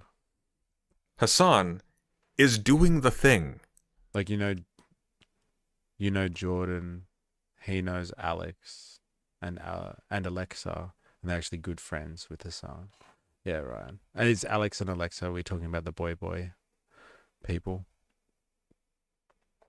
Right, that's the 1 degree, the 1 to 2 degrees of separation. Yeah, right, got it. That being said, in conclusion, we need to stop placing our hope in public figures and social influencers, in big individuals whose power and prestige ultimately reduce to their privileged place with respect to capital. And when you pragmatically throw your support behind a public figure, pay close attention to their actions and who they break bread with. There's an old joke. If there's a Nazi at the table and 10 other people sitting there talking to him, you got a table with 11 Nazis. When you as a private person engage with someone like a friend or a family member with toxic political views, that is engaging another human being who has been formed by their environment to have toxic political views, and that is a part of changing hearts and minds to better ways of thinking. When this is done in public by figures with tremendous amounts of social and actual capital, that's not what's going on. What you are in fact witnessing is these people preparing an escape hatch in broad daylight to what appears to them to be more fertile fields for generating fame and profit. That's what we in the business call networking. And when so-called leftist influencers do it with fascists or with people who are outwardly contrary to the values of the people they claim to represent, they are doing it in preparation to betray them. We need to be smarter, and we need to look out for each other. And a part of that is not letting ourselves get swept up into the cults of personality of people who fundamentally do not care about us. As always, thank you for listening, and take care. Interesting. Okay, so the lesson is like check who you're hanging out with. Hassan reacts. Hassan, the first time meeting friendly Geordies in Australia. So like the lesson here. Check yourself before you get too engaged and help fund some type of political figure or some type of influencer that doesn't align with your values. Why do I have to sign in for that? Interesting. Age restricted. Maybe not then.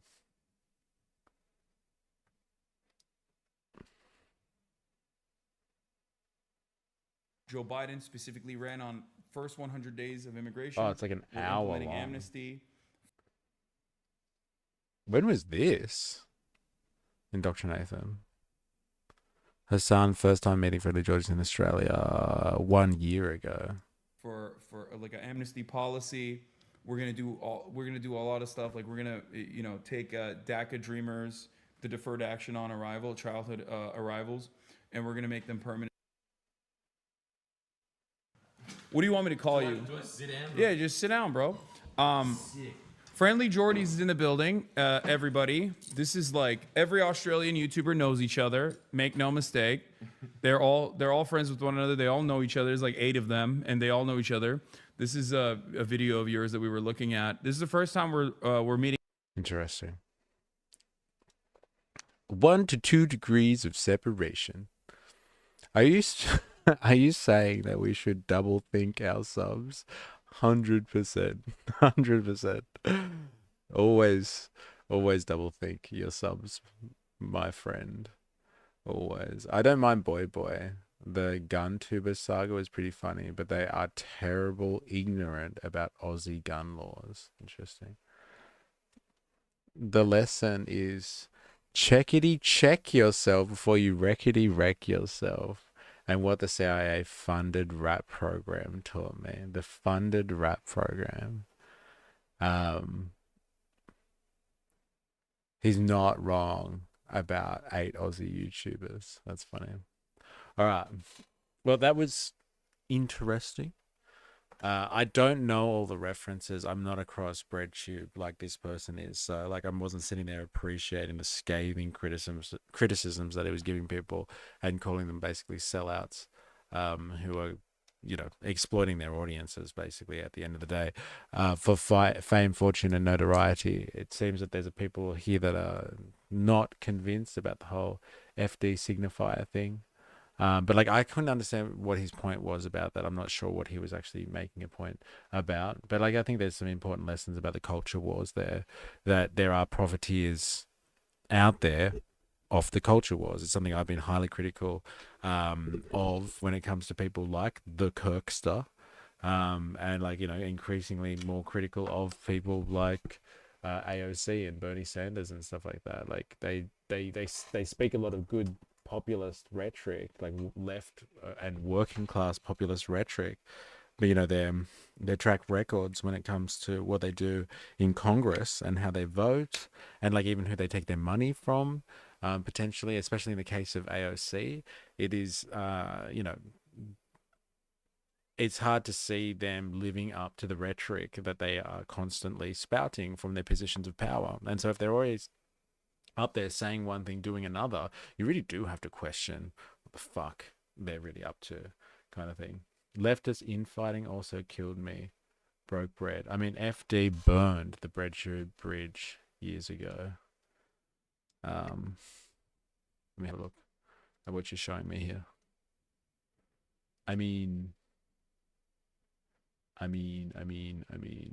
whoops, what the fuck is going on here? There we go. Oh man, it's like 2 hours long. Goddamn.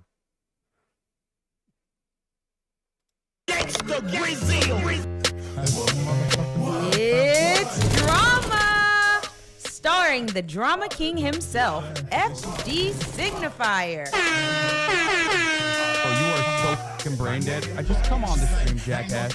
Featuring the socialist you all love to hate, Hassan Piker. He's been canceled for going on 5 years now. It's the Rewired Soul. My favorite videos from last year was from Frank Laundrie. The video had maybe less than 5,000 views when I posted it, and I can't take full credit for that. They're being watched and monitored. They just police their own behavior naturally, and the state or the prison guard doesn't even have to actually exert direct power over them to control their behavior. It's a funny implication. It's 2 hours. I just like the premise of the vid. If it's had some value, I'm happy. No, it was interesting. I just don't know all the references. I'm not across the dearth of left tubers, bread tubers out there. Very interesting. All right. Now we are this is going to be a bipolar stream because we are completely shifting gears here. But I think this is related to what we've been speaking about generally. It's appalling that there are people who call themselves leftists, yet they've never read a page of Karl Marx. Yeah, I do find that kind of, well, like, you know, I get that some people like don't have the time to, you know, read Marx, but like, even though, let's just say you don't even have the time, like there is so many ways to get acquainted with Marx's work. You don't even have to read. If you don't, maybe you don't like reading, maybe you're dyslexic, maybe you're blind, like who the fuck knows? But there are ways to get associated with his work without actually having to read him directly yourself. But yes, I think it is appalling that there are people out there that call themselves leftists and like would not even take the time of the day to associate themselves with like seminal ideas that would attribute themselves to being part of the leftist canon or something like that. I do agree with that. I think people should fundamentally understand those ideas because something like Marxism and, you know, cultural Marxism, socialism, communism, all those things are attributed to Marx, which is not true. But like that's a conversation for another time. And so like in order for you to exist in a certain space and be able to not be just attacked by other people and called out for being a Marxist or a cultural Marxist or a socialist or a communist based on an association with Marx, you need to have some understanding of him in order to counter opinions that you get or insults you get thrown at you by people when you're talking about politics or you're talking about like significant issues, when you're talking about like capitalism or the economy and stuff like that. I think it's important to understand some of what his teachings are, some of what his ideas are, and you're just doing yourself a disservice if you don't know those things. Because I think the real value of Marx, and like I consider myself to be a revolutionary primarily, but like his actual work, which is the most significant for me,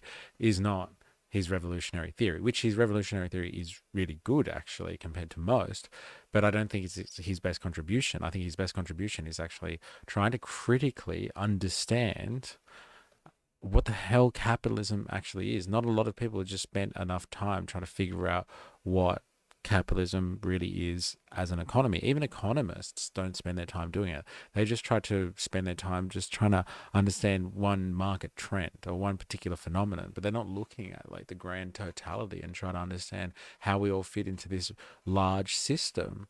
And so what Marx's greatest contribution, I think, and if people have the time to get acquainted with it, they should just try to figure out like how he tried to understand what capitalism is. And like, if you understand the system that you're in, then you can make better choices within that system. And that's it. That's as long as and short as the long and the short of it. That's as really as far as it goes.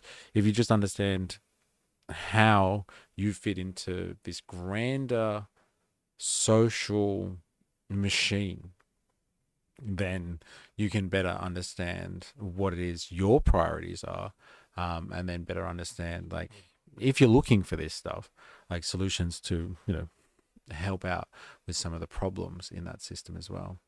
It literally takes an hour to read the manifesto. Yeah. Yeah.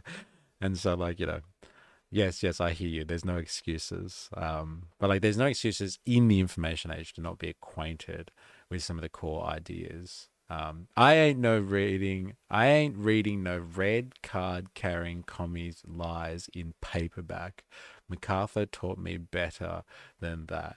Hello. I ain't reading no card carrying commies bullshit. Who is this Marx guy? Is he one of those German beard advocates? He is. And what a beard he had too. That's how you can tell whether or not to take someone in modern philosophy seriously or not, whether they had a significant beard or good facial hair. And if they do, then you've gone down the right track, and it's worth listening to what they're talking about. Right? Even if you just want to hate listen to it. But it's worth it if they've got significant facial hair. That's the take of the day. Let's be honest. All right. Like I said, we're going to shift gears massively now. But this goes into, like, there's a number of streams. Like, I think you would have kind of gotten that sentiment now. There's a number of streams, that's funny. There's a number of channels of interest, a number of topics that we're going through at the moment. What? He's a fraud. That's hilarious. Where the fuck did you get that from? There must just be like, what, AI generation or something. Here's Marx with a beard next to what he would have looked like if he actually clean shaved himself. So good. And had a haircut. The grub. Eh? Instead of spending all his money on tobacco, could have spent his money on a fucking haircut. I just searched it. So good. If your dad doesn't have a beard, you got two mums. Oh my god. Yeah, so like I said, we're going to shift gears. There's a number of like themes, like running themes of investigation that we've been running on this channel for a while now. One of them being, the techno-feudalism and surveillance capitalist kind of strand that's trying to explain where we're going, or trying to understand where we're potentially going in a technologically sophisticated capitalist economy. Kind of themes on where the current ideology is at. So we've discovered a lot about like a neoliberalism and like how we got to where we are specifically now in the 21st century, as opposed to just a general theory on everything post World War II, but specifically like why we have the ideas that we have at the moment. And like, obviously we do a lot of investigation into revolution, or we used to do a lot more. And then like things like the culture wars and like pinning down where the real energy of our movement should be going to, as opposed to, fighting other working people who are right wing or left wing. And like, you don't agree with nuances in their discussion and cultural issues and differences between people. Fuck the culture wars. Let's just agree on what we can and fight for our own class interest. And you can squabble over the other stuff whenever you get the opportunity, as long as we get wins in the class war. That's the main thing. So like, there's a number of spinning plates that we've got going in this theme. Now, what we're going to look at now is part of the conversation on like, where is surveillance capitalism taking us? How are we getting towards techno-feudalism? And like what that means for society at large, what are the ramifications of it? And this is an interesting video that kind of explains the situation with the undersea cables, so all the telecommunication fiber optic lines that run throughout the globe, connecting like all of the countries around the globe, and the geopolitical situation behind those undersea cables, and what that means in the battle that's going on between America and China for kind of dominance on the world stage, as America's kind of global hegemony starts to kind of retract a little bit, and they're going into more of a regional hegemonic power, and China starts to kind of, try and push itself out a little bit and claim more and more territory under its control, so it can become a regionally significant power in its own right. There is a large fight going on at the moment about the infrastructure that is necessary in surveillance capitalism, as there is on top of that a Cold War going on between two rival superpowers. So the surveillance capitalism, the glue that holds surveillance capitalism together is the fact that we can connect with one another instantaneously across the globe using sophisticated telecommunications technology. And that's not generally done via satellite. It's actually done via fiber optic cables to connect the world together. And the politics around that are incredible. They are absolutely incredible. And there was a time, I guess you would say, during maybe the 90s, the 80s, the 90s, the early 2000s, where it was pretty globalized. Like, it was just, open to the market kind of thing. And they were happy to allow this technology and this infrastructure, telecommunications infrastructure, to be kind of just given out to anyone, whoever, just wanted to start a company and provide this infrastructure, then come join the market and we'll connect the world. But like I said, as what is superimposed on that surveillance capitalist network is a new Cold War, basically, between China and the US. The surveillance capitalist infrastructure itself, these fiber optic cables under the sea, are now becoming more and more important in terms of espionage and like cybersecurity, cyber attacks, all of that sort of stuff, and like how they're maintained and how they're positioned around the globe. That's becoming increasingly important. And like the great irony in this situation is that everyone's worried, in the West anyway, everyone's worried about China putting the cables in, and then if they put the cables in, they're able to design them so they can be hacked by the Chinese. And the great irony of that is the only reason the West has that fear is because that's what America has been doing. It's been setting up this infrastructure all around the world and been using its intelligence services to basically have back doors into all these fiber optic cables under the sea so they can spy on everyone else. So the West is only really worried about China doing that because that's exactly what America is doing to basically everybody already. And so that's become a big issue. So this video, I think, explains the situation quite well. And again, we do live in a form of economy now that is completely based on surveillance capitalism. It's not a capitalism of old, of just like market systems and finance capital, and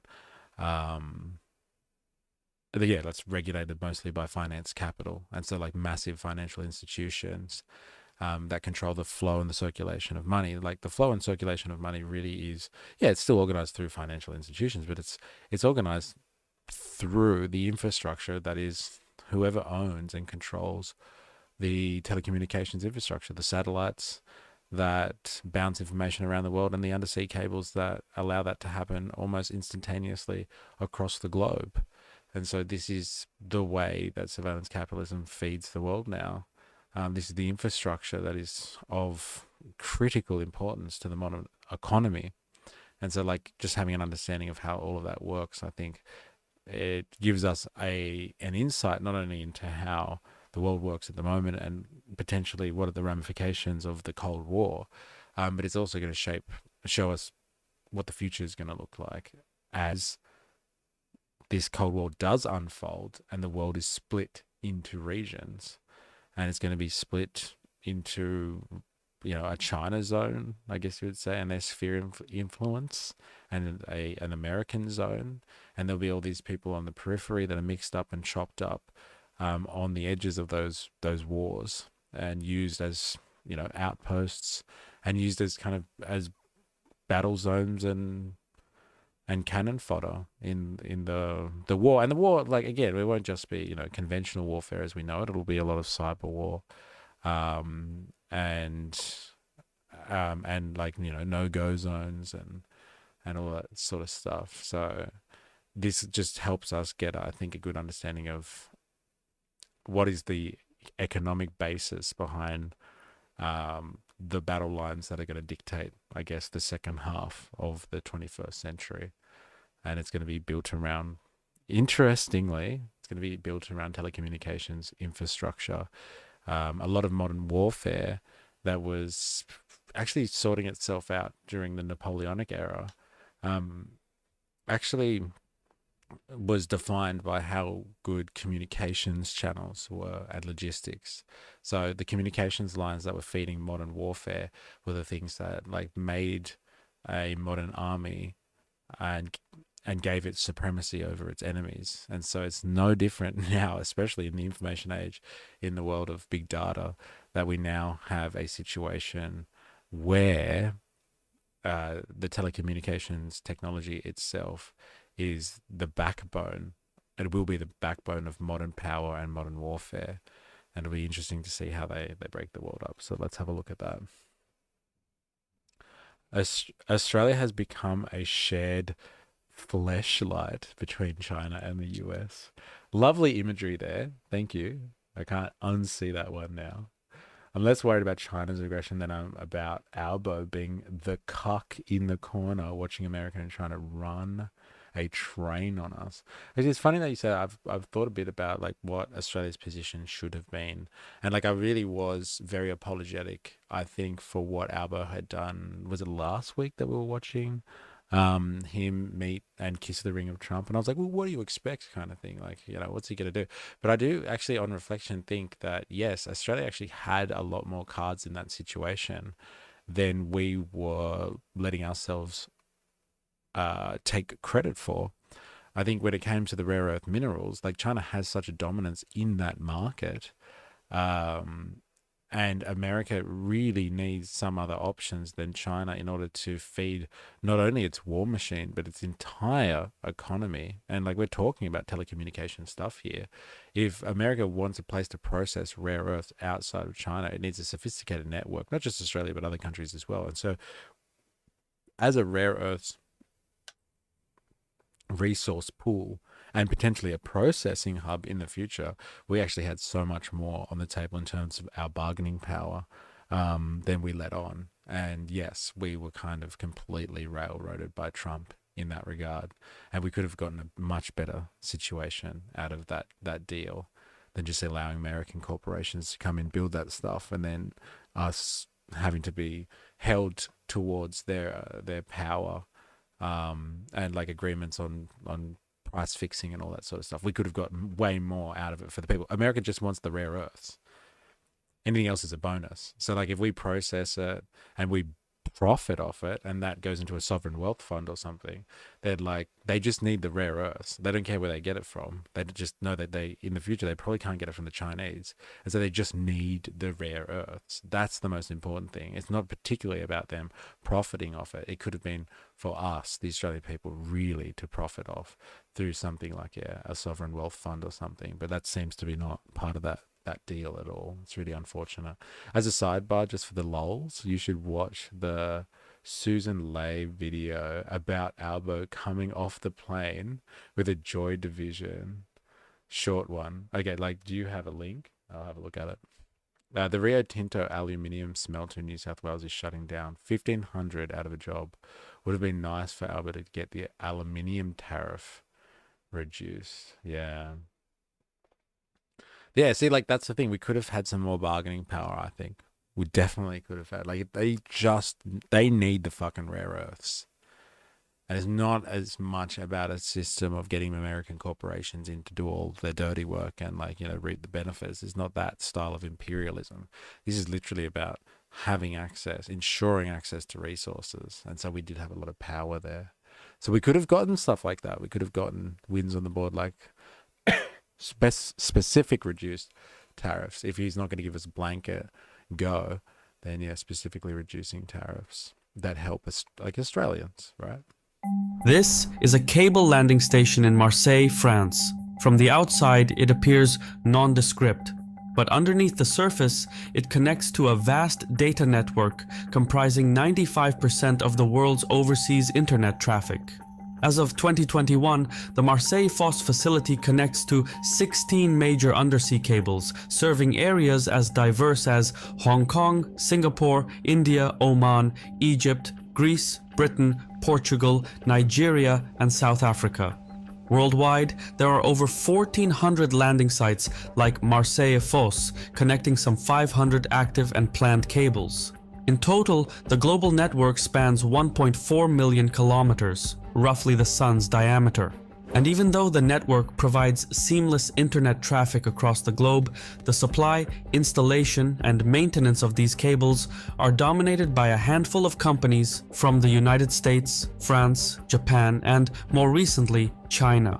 More than $10 trillion worth of financial transactions are transmitted via these cables every single day. Isn't that Everything from mental? See, Netflix this is what I'm programs to talking about. YouTube videos. Like, think about that. Think about that. Like, the world economy, like when people say that they're anti-globalist and all that sort of fucking bullshit rhetoric, they just don't understand how the modern capitalist economy works. There is no such thing as nationalism these days. Like, I get it, there's nationalism in the sense of that, you know, you believe in your, you know, national identity because you're a citizen or you were born there or whatever it is. And so there's some type of cultural reason for nationalism. But nationalism doesn't exist in the sense that there's no independent countries out there. Capitalism is a global market system now. You could have argued that, you know, 150 years ago, maybe 200 years ago, that there were countries that were pretty much self-sufficient. Like America is probably one of the best examples of that. They have their own resources, right? They had their own oil fields, they had coal, they had access to, you know, abundant natural resources that were able to fuel a capitalistic economy and allow them to make their own steel, to industrialize. They had a sophisticated river system and network, so they were able to move goods around. Like they had it all. It was really the wonder country. So they you could argue they were really quite independent and they didn't need to rely on the world market. But, you know, no other country or very limited countries out there have all of the resources, including the labor power and the technical means. So like the people that are educated enough or trained enough in the right industries to be completely self-sufficient. The world economy is completely linked now, and it's held together by undersea cables and like a network of logistics that moves things around on the high seas, and like, you know, to a lesser extent via the air, but like, you know, to a large extent via the high seas. And like the whole world is addicted to this global form of capital right now. And the quote that he said there is that in every day, $10 trillion of economic transaction, let's call it, is undertaken on these digital highways that traverse the entirety of the world system. Now, this really just shows you why capitalism is global, because if it had to go through these nation states and all that sort of stuff and had to go over land, and they just laid cables that went over the land, which would probably be way more efficient than going throughout the ocean, like all these countries would get in the way and they would block the process and it would be a bureaucratic nightmare. But it's so much easier to just lay the cables under the sea, because it's technically international waters, most of it, and there is like kind of supposed to be international laws that govern how people are allowed to use the seas and like what areas is just international, and so anyone can go there. And that's where the action goes. That's where this telecommunications technology exists. It exists in the no man's land. It exists in international waters or international space that no one really has any ownership over, and so they can just lay whatever fucking cables they want and crisscross the entire world and not have to deal with individual states and all of their individual rules and nuances and all that sort of stuff. But like $10 trillion a day is pushed in terms of like economic transaction is pushed on thanks to the internet.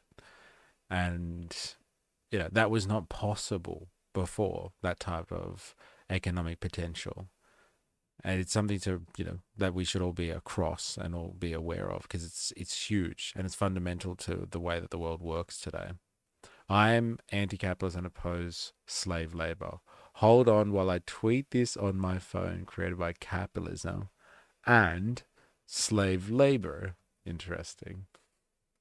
Top secret diplomatic cables and military orders passes through this undersea network. No wonder the cable infrastructure is a geopolitical imperative. Now, China and America are leveraging every instrument of statecraft available to wrest control and set the power parity for the 21st century. From military might to intelligence gathering, economic warfare, and domestic and international law, nothing is off the table. Because when looking for expedient outcomes, ruthlessness is as good as stratagem.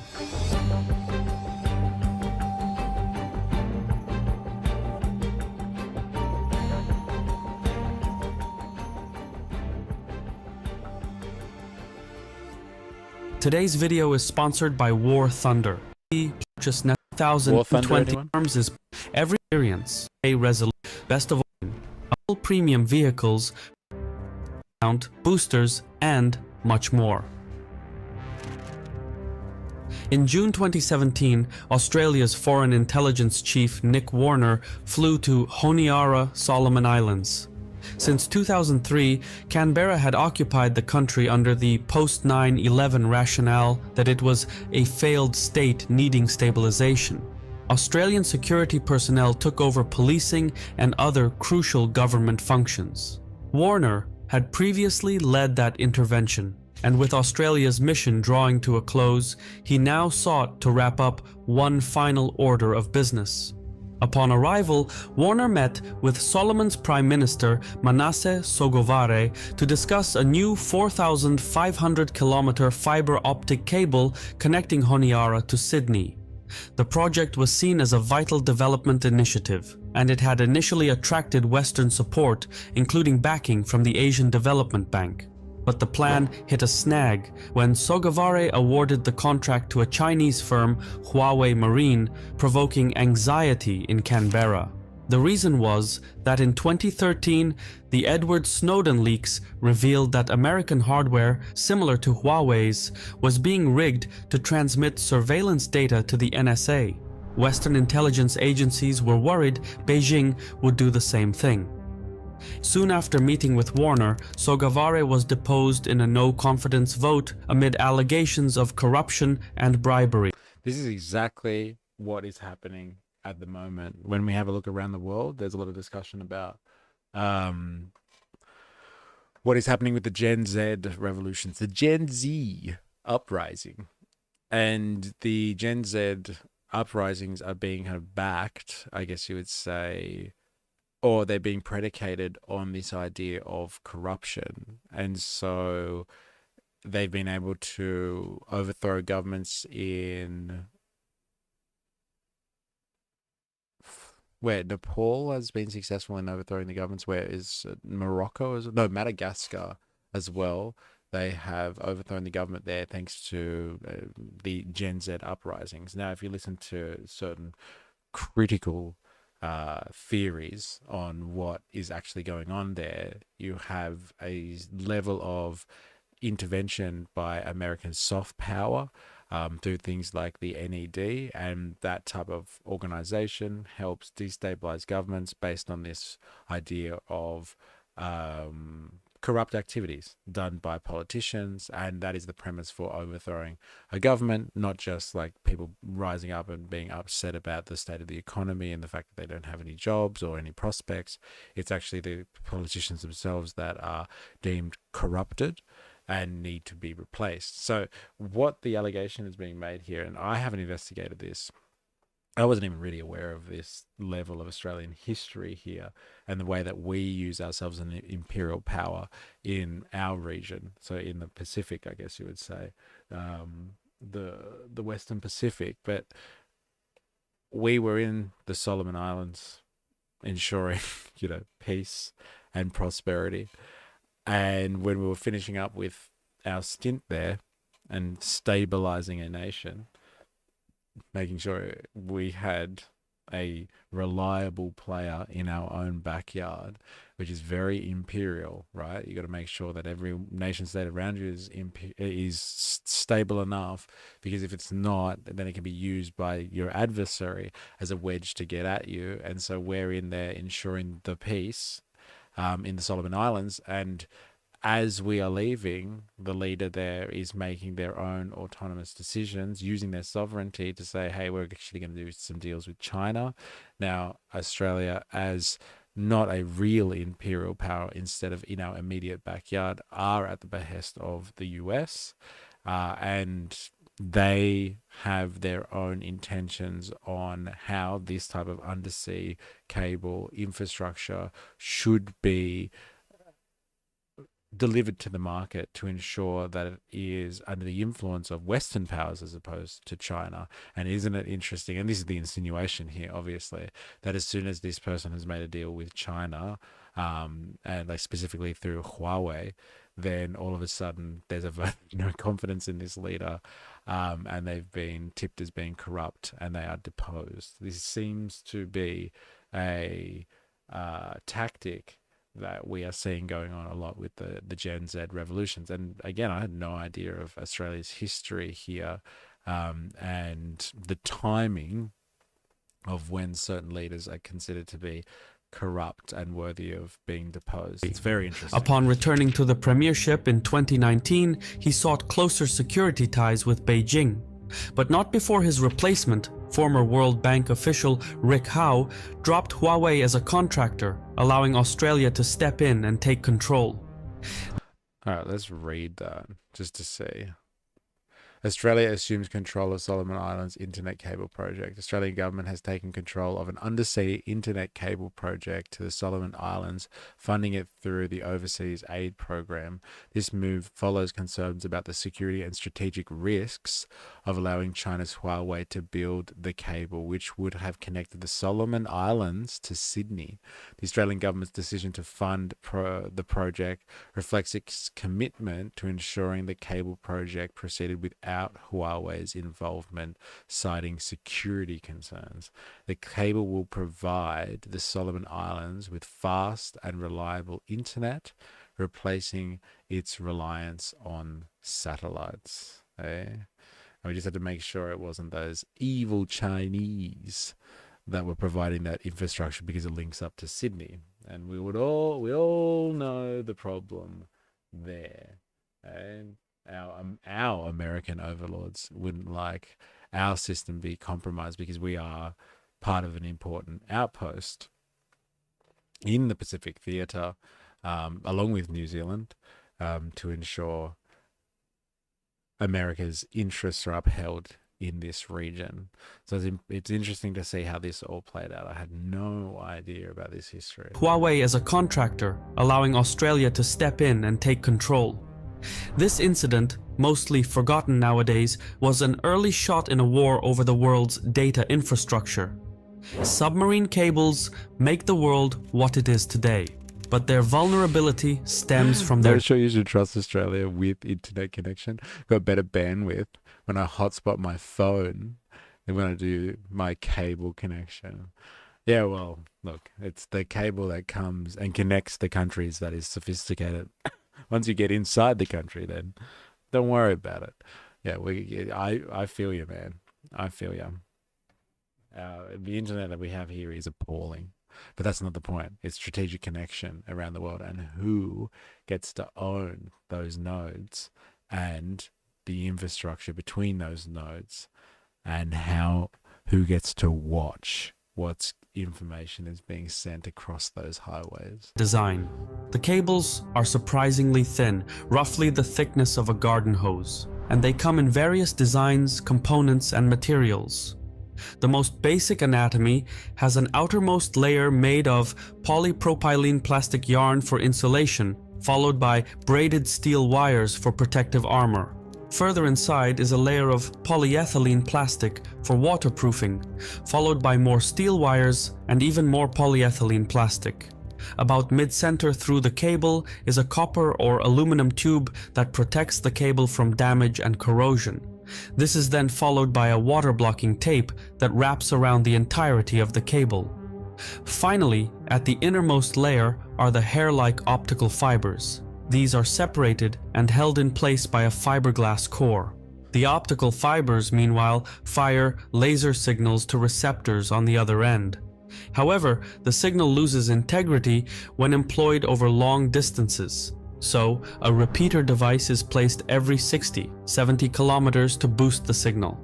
Some experts claim repeaters can be rigged for surveillance during manufacturing or maintenance. Others claim the cables can easily be monitored at coastal landing stations. Hey, see? It's like when you discover that you're part of the world economy. Hey? I finally mean something. Presenting a surveillance goldmine for spy agencies. Moreover, submarine cables are laid by special purpose vehicles. There are around 50 ships worldwide that are capable of laying and maintaining submarine cables. Ergo, the cable business is one of tremendous niche. Sometimes the available expertise is so sparse that governments will turn to rival powers to repair their infrastructure. This applies to medium-sized powers as well as geopolitical juggernauts. Isn't that interesting? Like, that just shows you, it really does exemplify the idea that at the end of the day, it is the economic mode at the bottom that like everything runs off. It's not the political, the ideological stuff that sits on top that runs everything. At the end of the day, it really is the economic factor. There are only like a handful of ships around the world that can do this type of work and can do the maintenance required to maintain the entire world's intricate network of undersea cables. And, you know, at the end of the day, if the Chinese are closer to your infrastructure and, you know, it's American infrastructure or it's Western infrastructure that's under threat or needs some major maintenance work done, you know, you get the Chinese to fix it for you. You don't get you don't be like, no, we can't trust the Chinese at all with such critical infrastructure. There's no way we're never ever going to ask the Chinese to do this kind of thing. No, they'll just get the Chinese to do it because that's the way the economy works. Is that, like, you know, they're closer, and so like it makes sense. Let them do it, kind of thing. And so that just really does exemplify the fact that even though these people are literally at war, they will knife each other in the back. They'll overthrow governments to stop them from laying the infrastructure and having control over it. At the end of the day, if they need to maintain it somehow, they'll just call that same person in to fix it for them. So it's the economy of it that really is the underlying factor, and then all the politics sits on top of that. I think it's incredible. Like, they'll go to lengths to overthrow governments to stop Huawei and China from getting access to infrastructure. But if they've got a problem and they want it up and running again because it helps, I don't know, it helps business, then they'll let the Chinese fix it. Yeah, that's foolproof. We won't let them lay it, but we'll allow them to help repair it for us and maintain it. What's weird is fiber optics and Velcro are actually alien technology we stole. You can't disprove it, so that means I'm right. Yeah, where the fuck did Velcro come from? Anyone? Anyone? That's the real conspiracy of the day. Chinese engineers have worked on cables owned by American firms and vice versa. So, there is always some risk when outsourcing maintenance to others. Devices can be installed to capture or corrupt data, which would turn the cable into a liability. The upshot is that every new cable is a geopolitical gambit. New connections forge and strengthen security ties. Exclusion cuts a state out of the loop. For better or worse, this is how data is transmitted across the globe and why submarine cables are worth fighting for. Satellites, by contrast, carry far less data and are much more Polypropylene, the name of my blow-up doll. more expensive to launch and maintain. While the tech may mature in the future, as of 2023, satellites account for a tiny fraction of intercontinental data and will likely stay that way in the coming decades. Nevertheless, that's interesting. I've always wanted to know, because there's a lot of capital investment and input that goes into satellite technology and the space race. Obviously, there's multiple reasons behind that, like some type of global dominance agenda and all that sort of stuff that's backing or going, that is behind the space race 2.0, 21st century style. But I wonder if we can get some clarification on that stat. With regards to telecommunications technology and the predominance of sea cables versus satellites,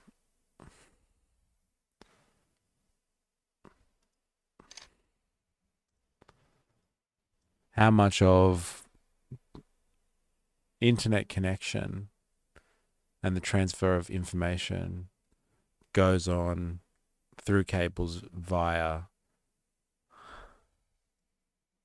as compared to satellite?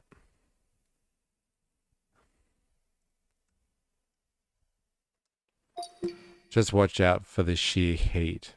It's prone to warp under too much friction. Okay. Given the global data infrastructure today, here's a breakdown of the available data. Carry between I see submarine cables carry 95 to 99% of all international internet traffic. There are over 550 active submarine cables worldwide, stretching 1.4 million kilometers. That's crazy. The distance from the Earth to the moon and back twice. These fiber optic cables transmit data as pulses of light, allowing very high bandwidth and low latency. As little as 60 milliseconds between continents. That's fucking mental, isn't it? Absolutely crazy. Satellite handles between 1 to 5% of global data transmission. Main use is remote or rural connectivity, maritime and aviation communications, disaster recovery, military and government communications. So it's there. 95% versus 5%, being generous. That's crazy. There is growing anxiety about the espionage and sabotage vulnerability of submarine cables, which is making governments more protective of their territorial waters. Some nations mandate that only certain companies can lay and maintain submarine cables within their exclusive economic zones. But the stakes weren't always so high. In earlier times, data cables were often financed by state enterprises. In the 2000s, circumstances began to change.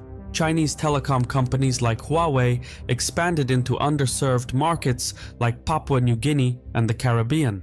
A decade later, Chinese telecoms champions carved out their own niche in the cable business. By 2015, China launched the Digital Silk Road to expand its network, partnering with Huawei Marine. In just 4 years, it had captured 15% of the global market. For America, this was a wake-up call. The Trump administration escalated its rhetoric against Beijing. Submarine cables, by their nature, erase the public-private distinction. This then makes the industry a target for both national security and economic protection. Washington not only tightened its grip on the cable network, but also aimed to ensure American firms dominated the market. This is because once in place, cable operators can collect toll booth charges by selling bandwidth or leasing capacity to tech companies, ISPs, and other firms, often for several decades at a time. Cables connecting to developing countries can also crack open new markets, increasing the reach of American tech giants along with the American state's surveillance capabilities. So like this is part of, like, I guess you would say, neo-colonialism or digital colonialism. This is part of the infrastructure. You have satellite technologies covering a certain sector of the world that requires access to the internet but can't get it via this main means, which is, you know, much more efficient. Now, it is done by corporations. And so corporations are the gatekeepers of the information that literally is crisscrossing across the world at any one time via submarine cables. And so what we're talking about here is we're talking about basically Western companies. So when I say Western, let's talk very broadly. I don't mean English-speaking ones. It was America, France, and Japan, basically, and then China. That's the only outsider from that group. Now, they controlled the digital highways that literally are under the sea connecting the entire world, but they're opening it up. This is not just between large powers, but it's also connecting up the new world, let's call it, which is what we saw happen, in the 1500s.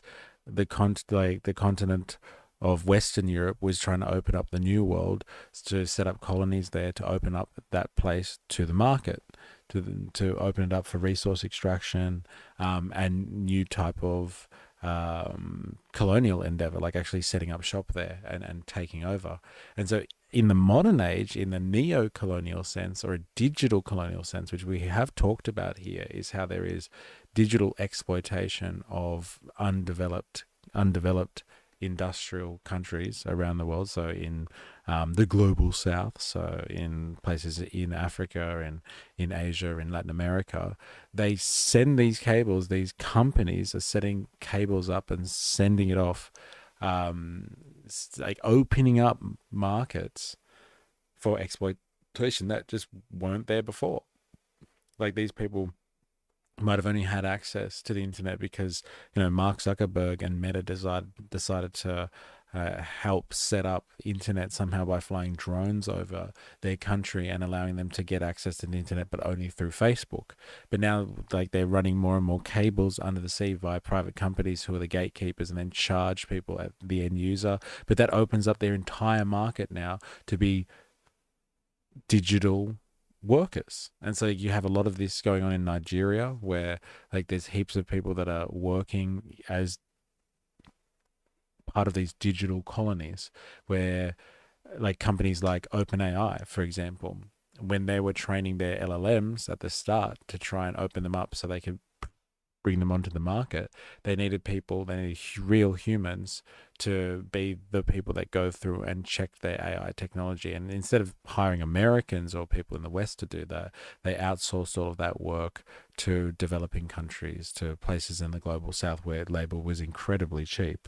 And they continue to do that, and it helps develop the algorithms and develop the chat bots and the machine learning capabilities of American companies who own these huge profitable organizations that like provide all of the AI infrastructure to everybody in the West. But it's all predicated on digital colonial labor from the global south again. It's cheap labor from the south, but it's only open to the market because people have been running undersea cables there, which allows them to instantaneously connect to businesses in the US so they can be exploited as cheap labor halfway across the world. So instead of working in sweatshops now and producing, clothes, or like working in mines or something like that and exploiting their cheap labor for that type of purpose, their cheap labor is now exploited online to help check AI or to help work as like moderators on social media platforms, and help to do all of this kind of grunt work that is now being facilitated because of these undersea cables. And this is part of that digital colonialism that we've spoken about before over the last few months. It's been a while since we've talked about this, a long time actually. But like digital colonialism is a thing. And it's apparently they who control the cables are the real gatekeepers in that sense. We hear a lot of talk about the data centers, like when AWS went down last week. So Amazon's web services went down and all of these people couldn't provide services anymore, like Netflix or OnlyFans, or general online services couldn't be provided anymore because the data centers went down. Well, what happens when the cables, who's actually connecting everyone from all of the data centers all around the world? It's all of these cables as well, and they're owned by corporations who are the gatekeepers and charge a premium for everyone that connects onto this infrastructure. There was some research that found how insecure satellite tech is. Yeah, I've heard that it's not as efficient as the old submarine cable system, apparently.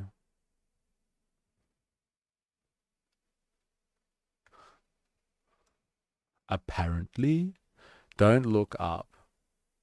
There are sensitive internal links in the clear on geo satellites.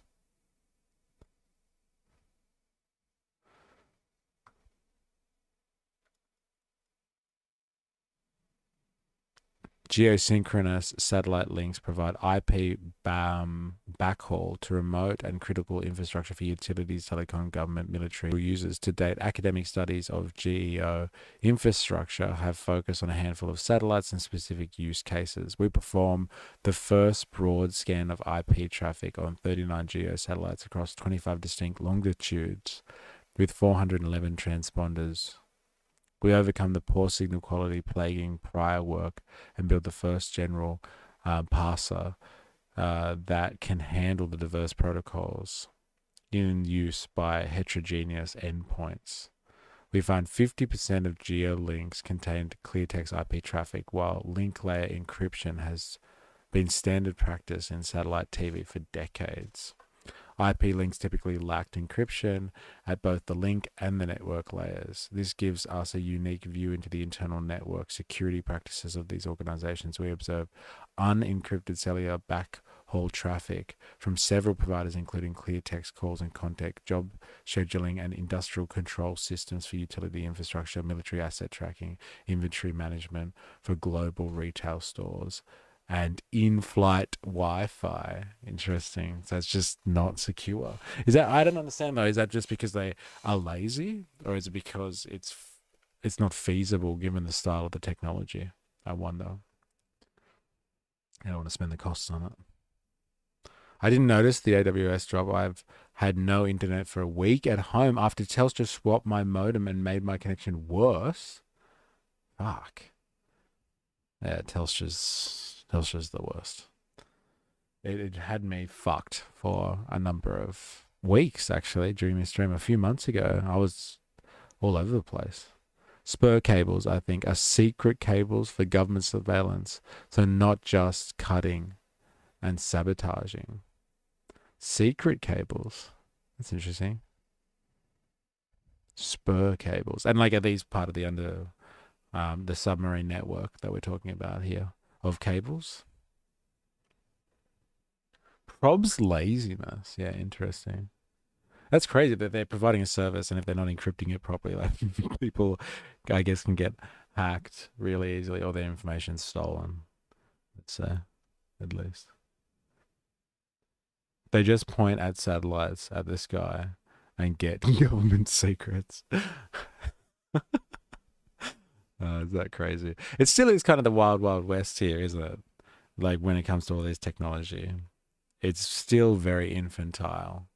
There's still a lot of stuff that needs to be worked out. It's not as secure as we think it is.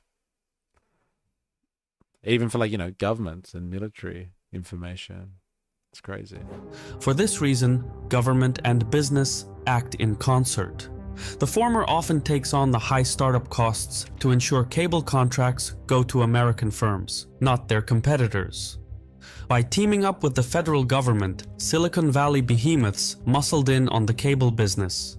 Since 2016, Google, Meta, and Microsoft have invested $2 billion in cables, 15% of the global total. These are your techno-feudalists, okay? These are the people that control the digital highways. Google, Meta, Microsoft, they're taking over the business. This is how capitalism does work. I think kind of Marx does a good job, and like David Harvey does a good job of explaining this type of stuff. Government will go in and help provide the infrastructure, like, you know, railway lines or roads or highways. And then eventually people get used to having this infrastructure around, they get it down pat, and like people will then privatize the existing infrastructure or then hand it over to the private market. Once the understanding is made, like it's become clear what works and what doesn't, and the construction or the processes themselves have been refined to a certain extent, then the private sector will start to move in, because it is profitable, but they don't want to take the upfront risk of being the trailblazer who does it. So governments can do the first initial risk of providing infrastructure, which can be, there's a lot of heavy lessons to be learnt, and then the private sector will come in and be like, no, this is really important stuff, this is critical, we'll start providing the infrastructure now. They can charge a premium for it, but they can also have control of it. And like, make no mistake, if there was any speculation, this stuff is means of production. This is the most critical means of production in the world at the moment, I would say, or some of the most critical means of production. The stuff that connects all of the data that moves around the world at incredible speed every single day, sending $10 trillion of economic transaction around the world every day. And now, Google, Meta, Microsoft have let's just say for argument's sake, and like, let's be really conservative, they hold 10% of that traffic. Well, that's still $1 trillion, right? They're managing the transfer of $1 trillion worth of wealth every day. And let's just say you take a small cut, like you get a credit card, and every time you use it, there's a surcharge. Let's just say they take a cut of all the transactions that are happening. It's a service fee. Like, this is where you get incredible power under capitalism, by privately owning the means of production. That's what bourgeois property rights are all about. And yeah, if you have Google, Meta, and Microsoft moving in where it used to be the domain of governments for national security reasons, but like to pave the way for the infrastructure to be there in the first place, now the private sector takes over and can make bank on it. It's crazy. Just think about that. Let's just imagine getting a very small service charge on $1 trillion every day. Fucking, that's a mad money-making machine right there. With another $4 billion projected over the next 3 years. These companies also account for 2/3 of global bandwidth use. So, by controlling their own infrastructure, big tech firms also enhance their hold on the industry. As a result, Chinese cable suppliers saw contract offers dry It's funny, up. I don't know how accurate this map is, but like you can see there, like Google in green, for instance, like it's completely surrounds Australia, goes across the Pacific, and links up to most of Southeast Asia, most of West Africa, through in Western Europe, and across back the Atlantic and to important nodes in East Latin America. But like the Indian connection there from the Arab states along India, which is a good thoroughfare if you're trying to get at least material goods through from Europe to Asia and to China specifically, and you have to go via India. It's really interesting. There's no green color there, and that market is not infiltrated yet by players like Google, Meta, and Microsoft. It still seems to be just left up to governments, it would look. Washington's threat of sanctions prompted both Global Marine and Huawei to sell. Chinese cable suppliers saw contract offers dry up. Washington's threat of sanctions years. These companies also account for 2/3 of global bandwidth use. So, by controlling their own infrastructure, big tech firms also enhance their hold on the industry. As a result, Chinese cable suppliers saw contract offers dry up. Washington's threat of sanctions prompted both Global Marine and Huawei to sell their stakes in their joint venture to Hengtong Group, who rebranded it HMN Tech. The damage, however, had largely been done. Nowadays, HMN Tech has only 2 projects in development, both limited to Southeast Asia and set to come online by 2025. American policymaking thus succeeded in preventing the Chinese from becoming a major stakeholder in the global submarine cable market, at least so far. HMN Tech accounts for only At least so far. This is really important stuff here. Like, I know that China has dominated in everything else, and like in an industrial society, you need industrial production to feed everyone, clothe everyone, house everyone. You know, they actually probably make the fucking undersea cables themselves. Let's be honest. But like, who's actually got the market dominance at the moment? Who's putting the cables in, and who controls the cables? It is interesting that a few tricks of American policy and their pressure, I would assume, on other governments around the world, using their powers over other people and their influence, they've squeezed China out of a certain market, which is hard to do in the modern age because China is able to do things via economy of scale and is able to wedge people usually, or to carve people out of markets because they can do it for cheaper. But like, I think the Americans know, and the West knows, that in a surveillance capitalist world, how important maintaining the digital highways is and controlling that infrastructure. And they effectively got China out of there for now, as this person rightly says. I think they've gotten rid of China for now. 10% of known existing and planned cable networks. That is substantially lower than that of French manufacturer ASN and American supplier Subcom, which account for 41% and 21% of the global cable market, respectively. But while America dominates the cable planning phase, China, it seems, is more prominent in the maintenance business. Outages, by definition, are unplanned. Repair work often falls into the lap of whomever is capable, available, and nearby. For this reason, to keep a foothold in submarine cable operations, China has hedged its bet in the maintenance business, tending to the dense cable infrastructure in its nearby seas, including American and Japanese lines.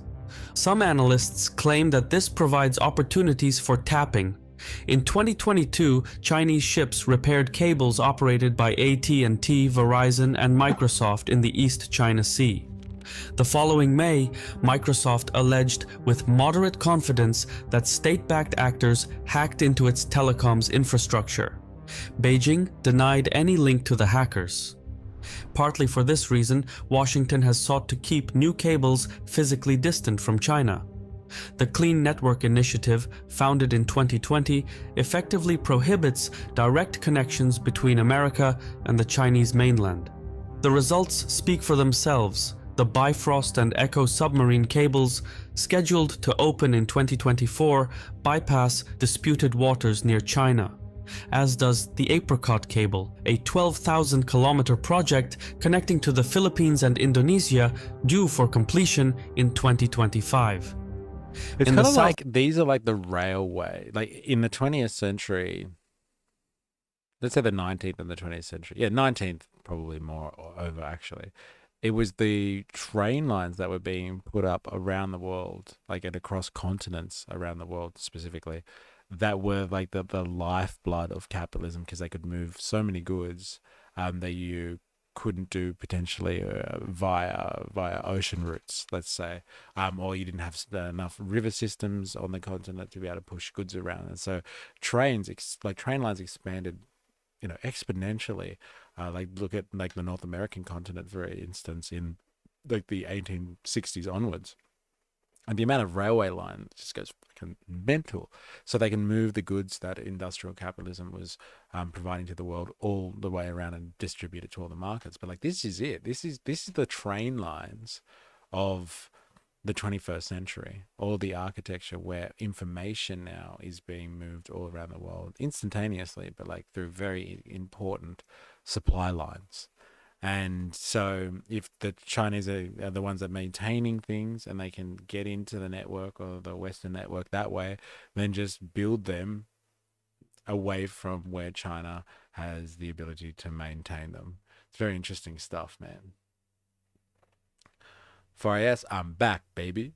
What are we covering? We're just having a look at, like, as part of my investigations into techno-feudalism, surveillance capitalism and all that sort of stuff. We're actually looking at the geopolitics behind undersea cables.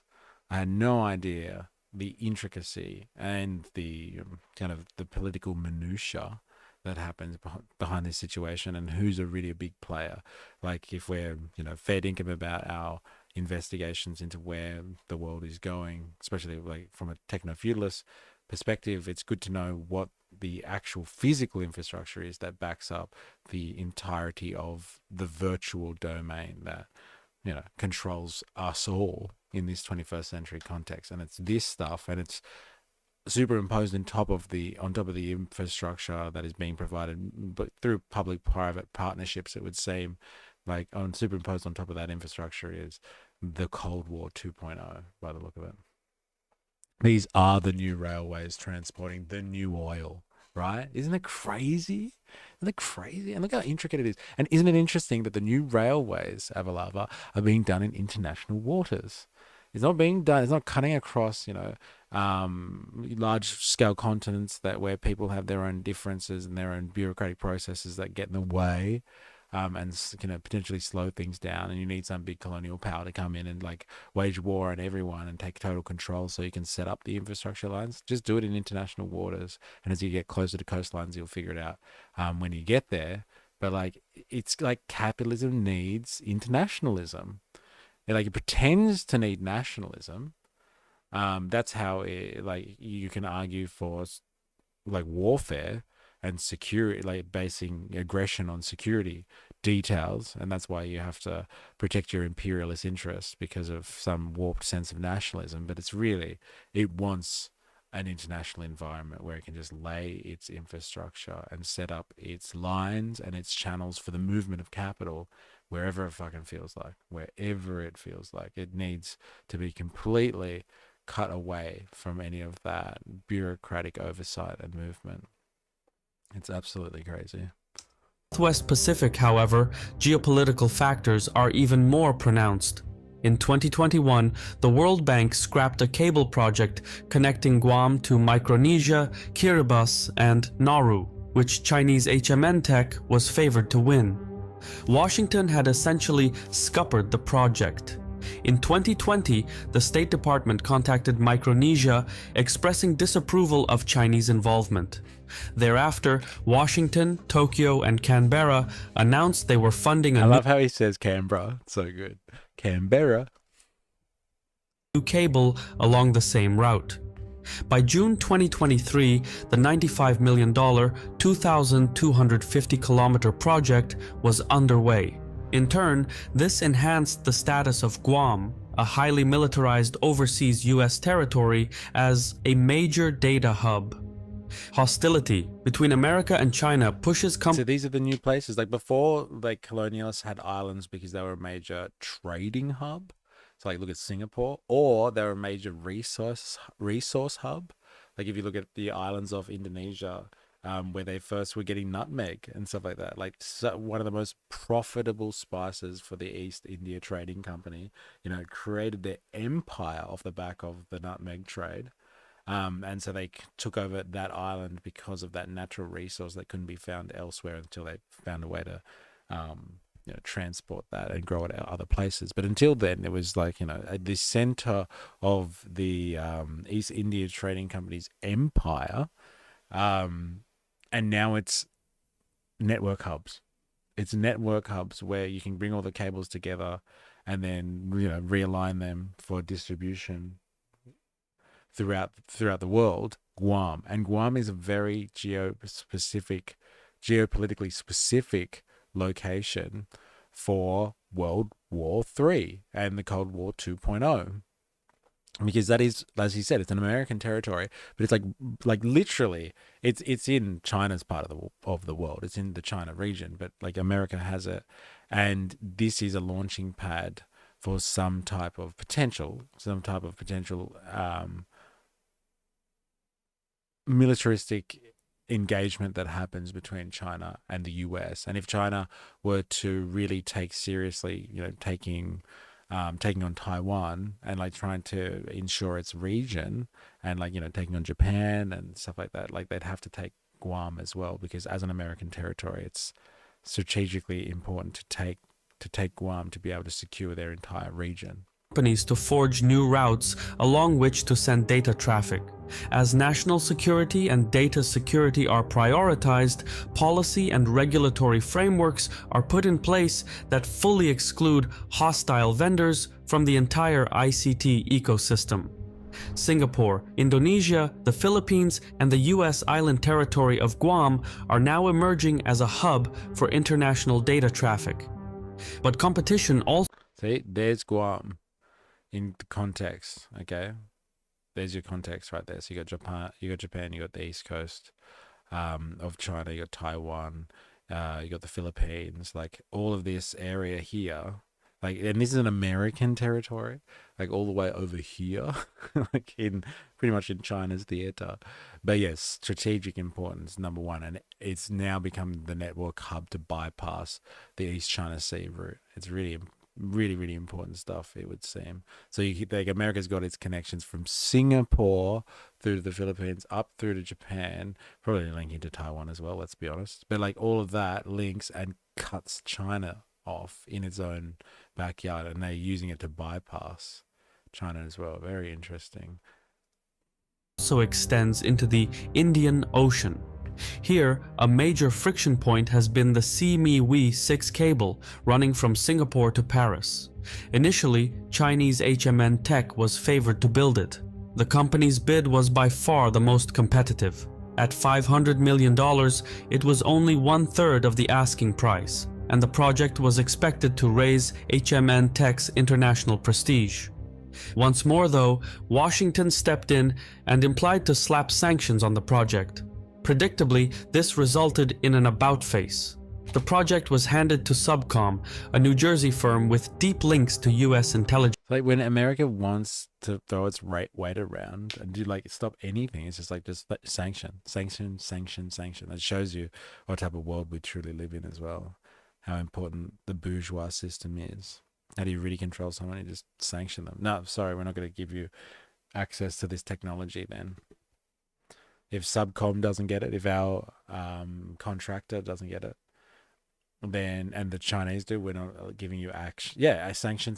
We're just not going to give you access to the technology then. We're not going to help supply this project. And they probably get the infrastructure as well through China anyway, let's be honest. I wonder if that's actually true, or if it's just my bullshit assumptions. Where are the undersea submarine cables manufactured?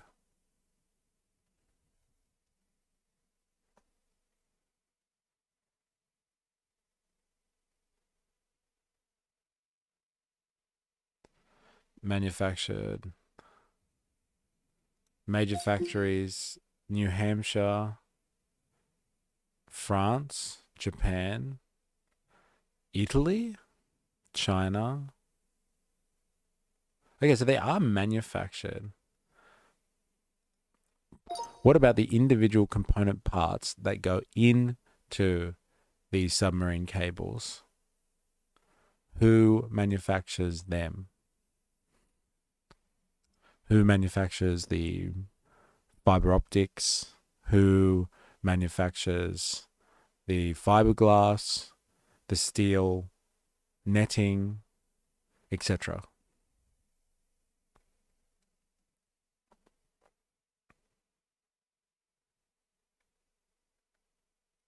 So what do we got here? So the core fiber optic, so the data transition is the core optical fibers, the gel or resin buffer, the copper aluminium conductor, the polyethylene insulation. Let's see. So the optical fiber producers, world's largest producer of optical fiber is in the US, Coring Incorporated. Furukawa Electric, Japan. US, OFS. Interesting. And Italy, there you go. So the copper Copper or conductive materials come from Chile, Peru, US, China. Aluminium from Russia and Norway. The steel armoring and reinforcement is done by Japan, Europe, and China. Armoring assembly. Interesting.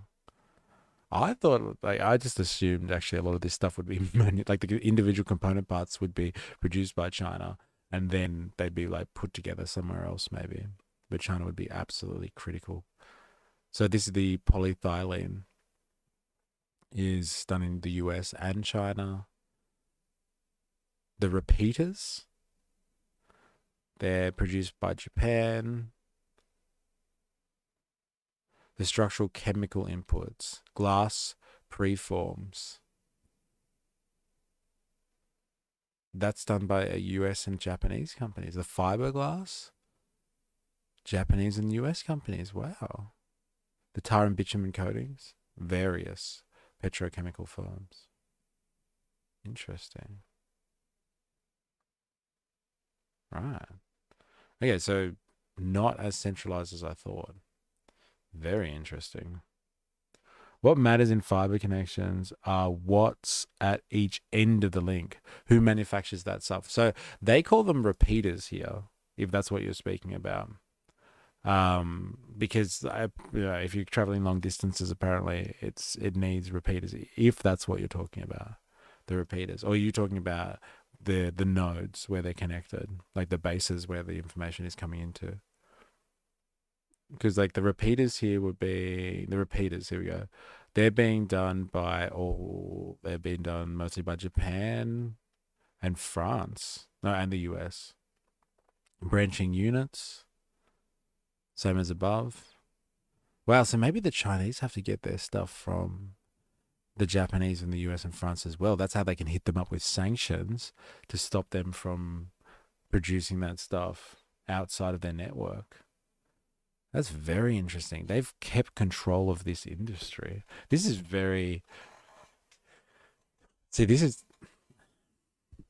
like sometimes when I say things like I drop, surveillance capitalism and all that sort of stuff, I'm like, yeah, but we're still in a form of capitalism that requires this and requires that. But if these people are holding on to these industries, they obviously understand the geopolitical significance.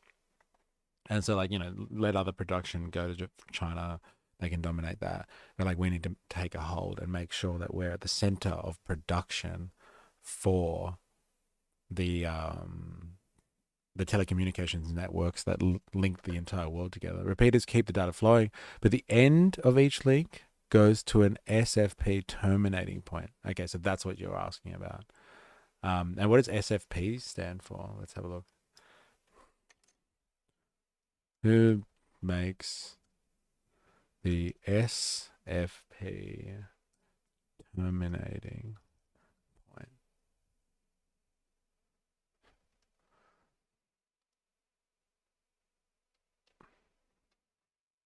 That is a very specific and technically insightful question. There you go, Amalava. SFP, QSFP, CFP. It's a modular optical transceiver that converts electrical signals and optical signals and vice versa. At submarine cable landing stations, these SFPs, maybe single fiber point. This isn't my specialty. It's definitely not mine. These SFPs form part of the terminal equipment that interfaces with the optical amplifiers and transmission systems.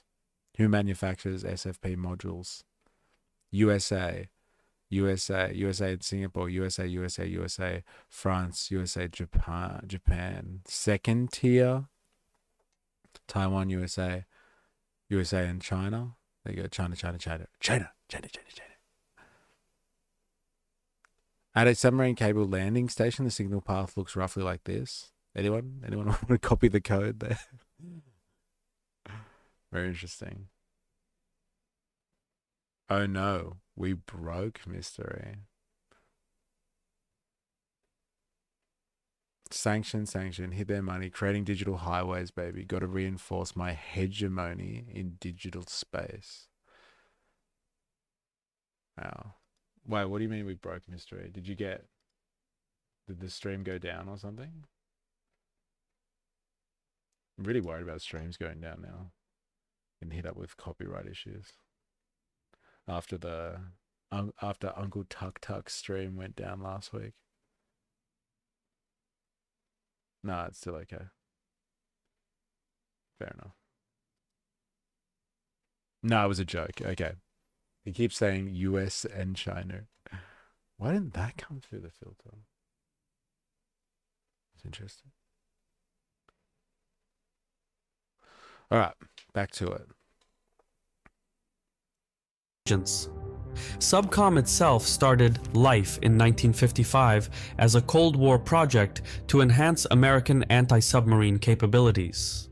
Nowadays, it develops cables for fashy stuff here. All of this, like, so Subcom, the biggest contractor that America uses to put their fucking submarine infrastructure around the world to connect everyone to surveillance capitalism, it was a governmental project birthed out of the original Cold War. And now it's, privatized institution. It's the merger of this fucking mythology about the free market and corporations and the private sector doing things. Like, this doesn't happen. In reality, the state comes in, does its thing, has requirements, sets things up, and then the business sector can take over, and there's a merger between the state and private institutions. Companies like Google, Amazon, Microsoft, and Meta platforms.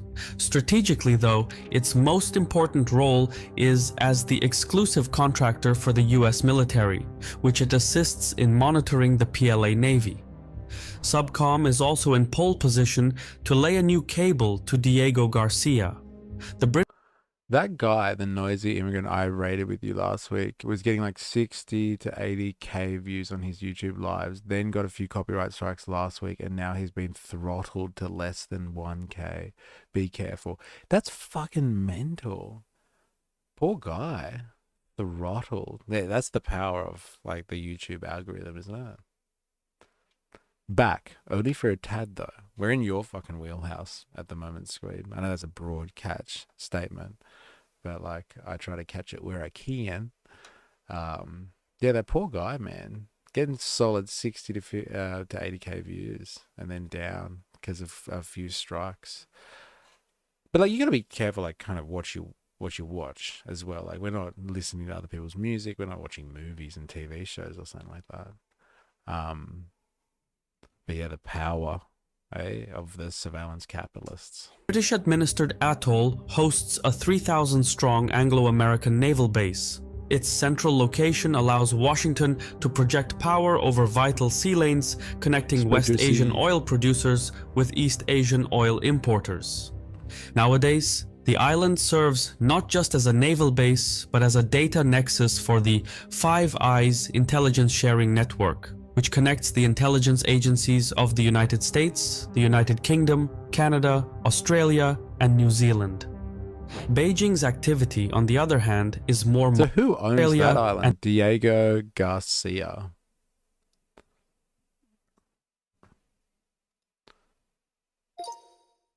Diego Garcia seems like an important node in the submarine network of cables.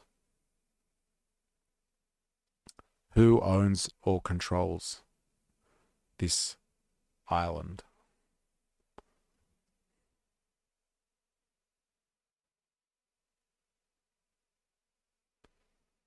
Halfway between East Africa and Indonesia. It's the largest island in the Chagos archipelago. Formal sovereignty, the United Kingdom. Diego Garcia is officially part of the British Indian Ocean Territory, created by the UK in 1965. Dispute claimed by the Mauritius. Mauritius claims sovereignty over the Chagos archipelago, and argues that the UK's 1965 separation violated decolonialization law. Yeah, see, it doesn't matter if they need strategic locations, they'll take it. Operational control, the United States. It's a military base for the United States. And another hub for submarine cables. That's crazy. That's mental. Very interesting. Oh, it's the spur cable that you were talking about before. Right.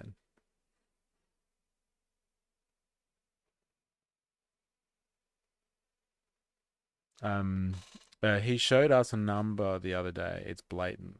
A few months building up to that number, then overnight went down. Yeah. The pain of it all. I used to get a lot more views on my content, like my edited content back in the day, and like now I can't get anything near it. And I got hit up recently with not a copyright violation, but a community standards violation, for showing a picture of Luigi, and I was considered propagating extremist tendencies just for showing a photo. Japan thought it was critical too. It's free use until it isn't. USA, it's a scary ass place. Oh, so you know about this place. Wow. Ignore Long Island secret base. So data cables surface there, I assume. And even if not, it's a close military spot to cables, yeah. It's a big chain of islands, but when people mention Diego Garcia, they usually are talking about the base. Yeah. Now I'm here. So you just moved on the digital highway to another platform. Yeah. All brought to you by Subcom. Send those subs to intercept the cables. Diego Garcia. There it is. I bet you it's a beautiful place too, and it's been fucked over by colonial history. Ah, tropical paradise. Look at that. Yeah, this is a fucking airstrip now. What? They put that island where we wanted our military base. It's not our fault. Ah. Beautiful.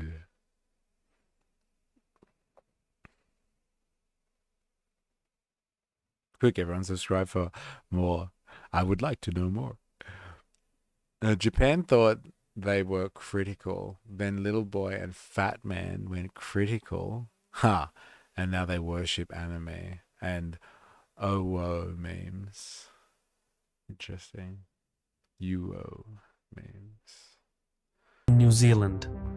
Beijing's activity, on the other hand, is more modest. Chinese investment in the Indian Ocean mostly pertains to cables predating the crackdown on its technology firms. China Mobile was instrumental in bringing about the Two Africa cable, a line connecting Africa to Europe. Meanwhile, China Unicom was a key investor in the Sail cable, a 5,800-kilometer cable connecting Brazil with Cameroon, which went live in 2020. Nevertheless, few Chinese-based submarine cables have reached the West in recent years. One rare exception is the Peace Cable. Going live in December 2022, the 12,000-kilometer line connects Singapore, Kenya, and Pakistan to France, crossing through Egypt and Malta. The cable was entirely financed and built by Chinese companies, including HMN Tech. France gave the project the go-ahead because it wanted to create strategic autonomy for itself at a time of increased hostility between America and China. Over time, though, even the French, they're hedging their bets on that one and allowing some Chinese projects to go through just in case they ever get fucked over by the Americans, right? Looks like a great place to test nukes.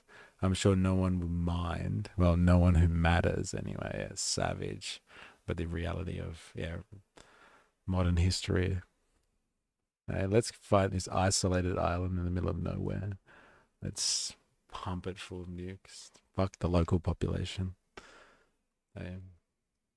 The bifurcation of submarine cables into separate networks will enhance their appeal as a military target. And while some states, like Ukraine, have attempted to sidestep threats to physical infrastructures via satellite internet, these measures cannot replace submarine cables, at least not in the coming decades. What makes conflict over subsea cables especially dangerous is the fact it is nearly impossible to distinguish between accident and willful interference. Worse, geopolitical hotspots like the South China Sea are commercial hubs with dense undersea infrastructures. Anchors and fishing nets regularly cause outages, as do natural phenomena like landslides and earthquakes. All this leaves ample scope for misunderstanding and miscalculation. In early 2023, for instance, residents of the Taipei-administered Matsu Islands experienced an internet outage. Within a week, the two main cables connecting the islands to Taiwan were cut.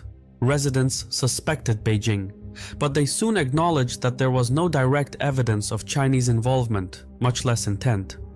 One of the problems with submarine cables is that international law concerning the infrastructure is underdeveloped and somewhat outdated. The United States and China have tried to fill the gaps with their own regulations. However, both their efforts have been lacking, albeit for different reasons. American laws are too old. The most recent American statute covering subsea cables is the Submarine Cable Act of 1888. Breaking a cable attracts a $5,000 fine and up to 2 years imprisonment. Meanwhile, negligently dropping anchors or fishing nets leads to a $500 fine and 3 months confinement. Scant deterrence for an act that generates repair bills of up to $3 million. Chinese law, meanwhile, is inconsistently enforced. Beijing imposes penalties based on the degree of interference.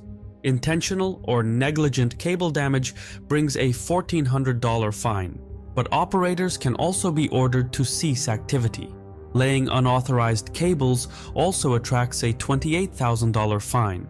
But lax enforcement means China averages 26 annual cable defects, the most of any state. This has precipitated a recent crackdown on activities like sand mining, drilling, anchoring, and bottom trawling. Ships suspected of breaking military cables have also been seized. China insists that the right to delineate cable routes across continental shelves rests with the coastal state. In practice, this means notifying the State Oceanic Administration and obtaining a letter of non-objection from the PLA Navy, sometimes resulting in rerouting. Only then can an operator apply for permission to land their cables on Chinese territory. Thereafter, they must keep maritime authorities fully informed of their activities.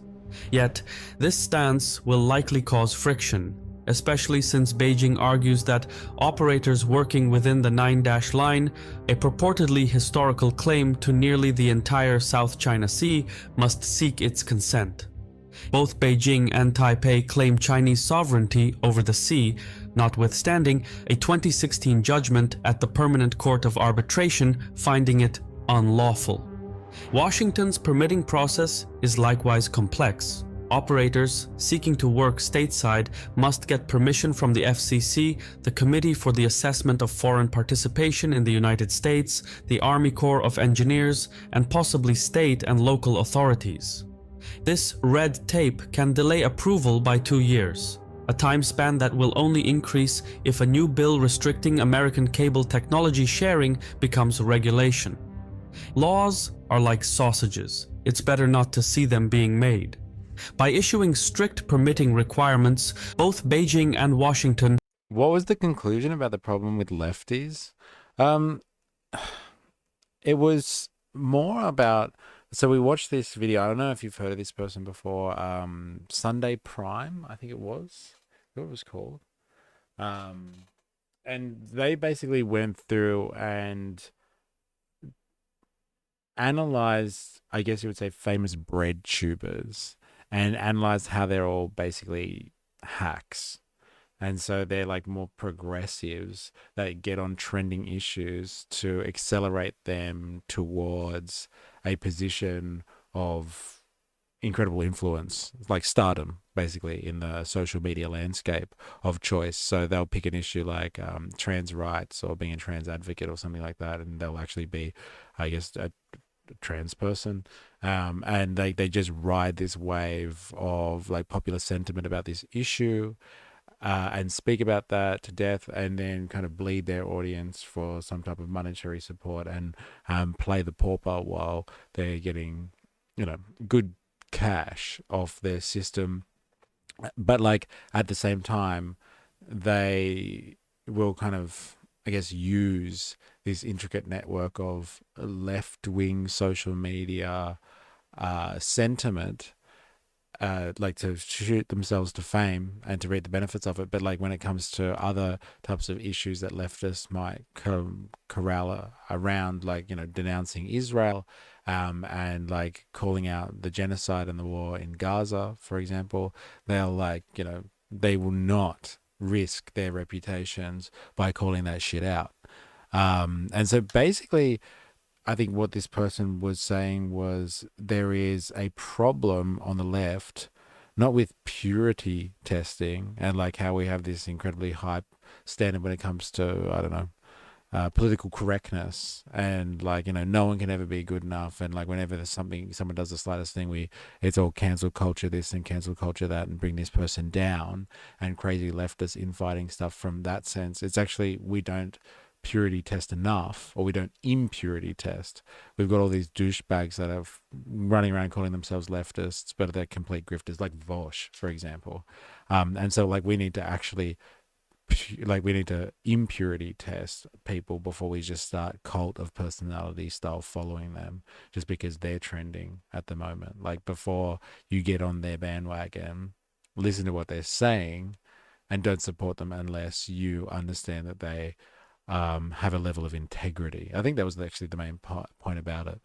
Like very briefly touched on something that I think is more important for us, which is this idea of whether or not social media is actually impactful to the political environment. I think that's a way more important question for like, people on this stream and in this channel, or this community, because, it is about starting a movement and like reviving a lost workers' consciousness.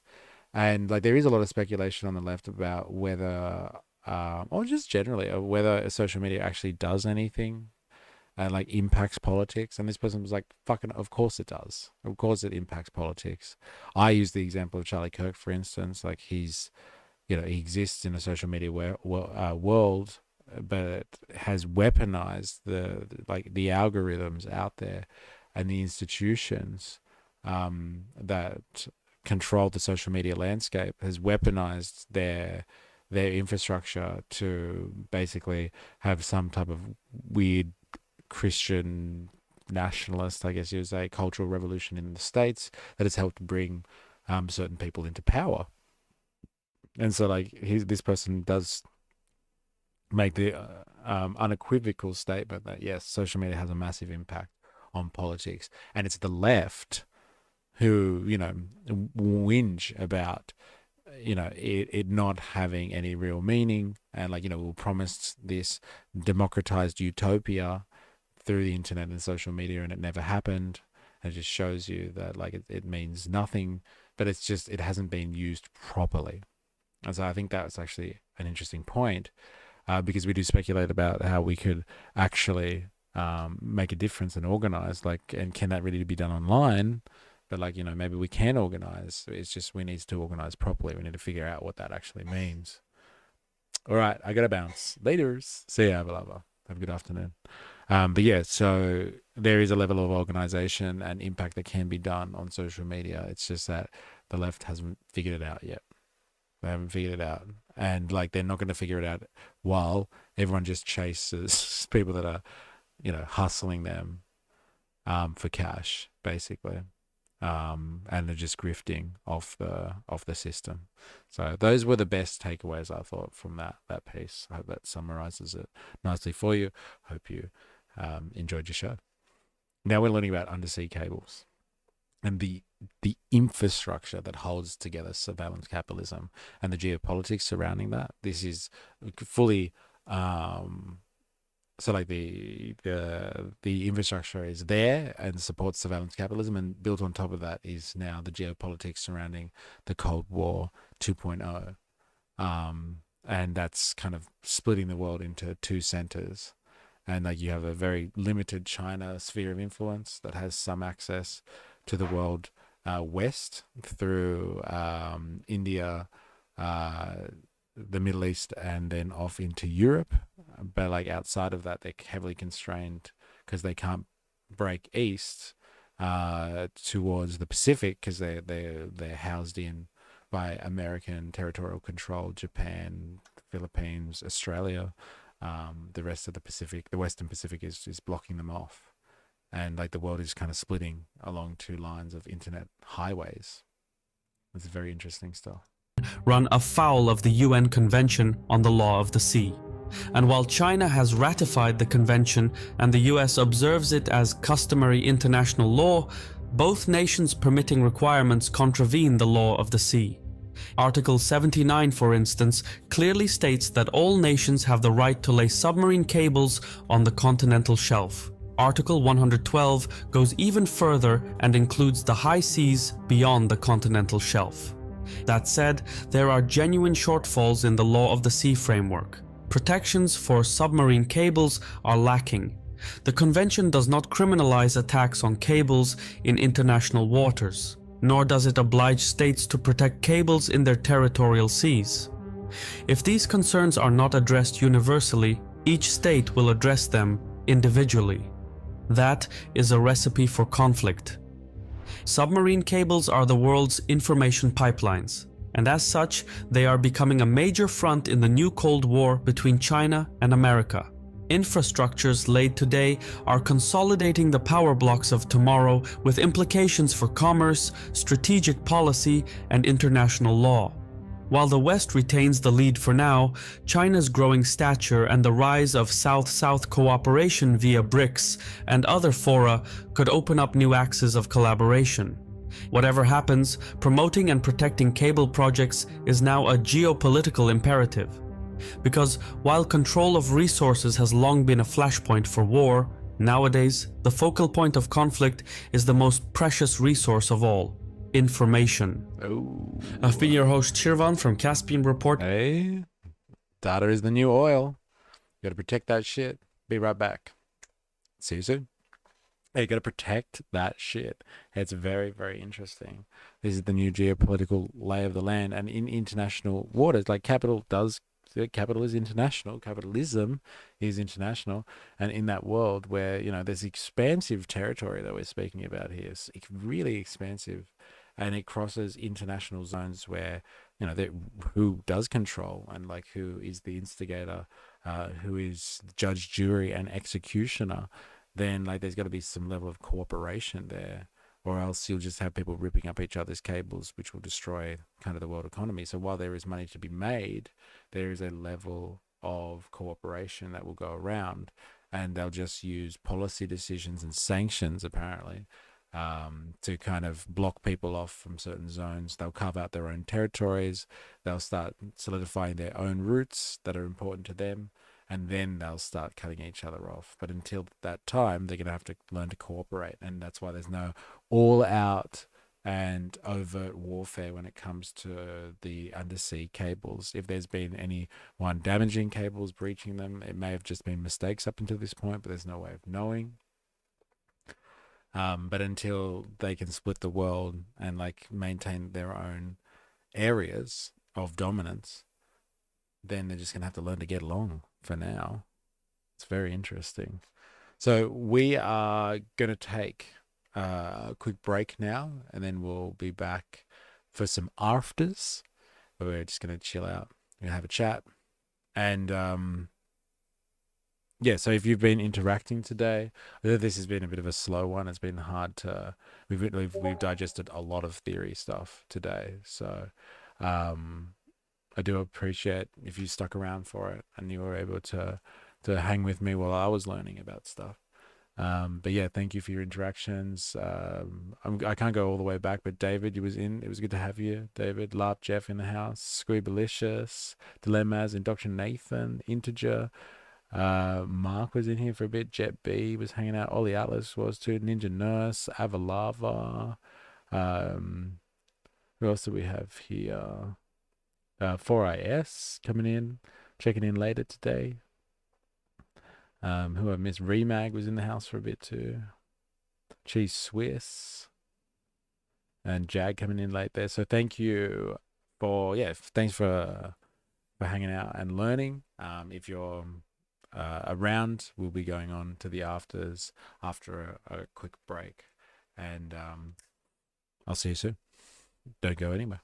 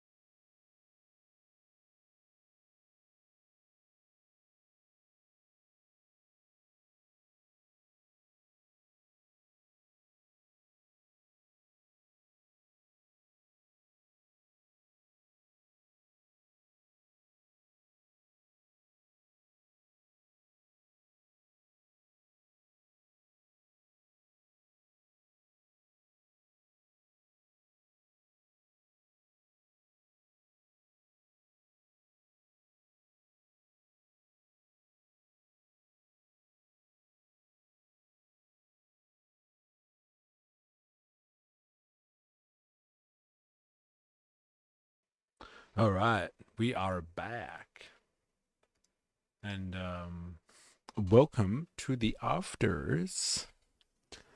So yeah, I thought that piece of content that we watched earlier, that guy, what is the name of that?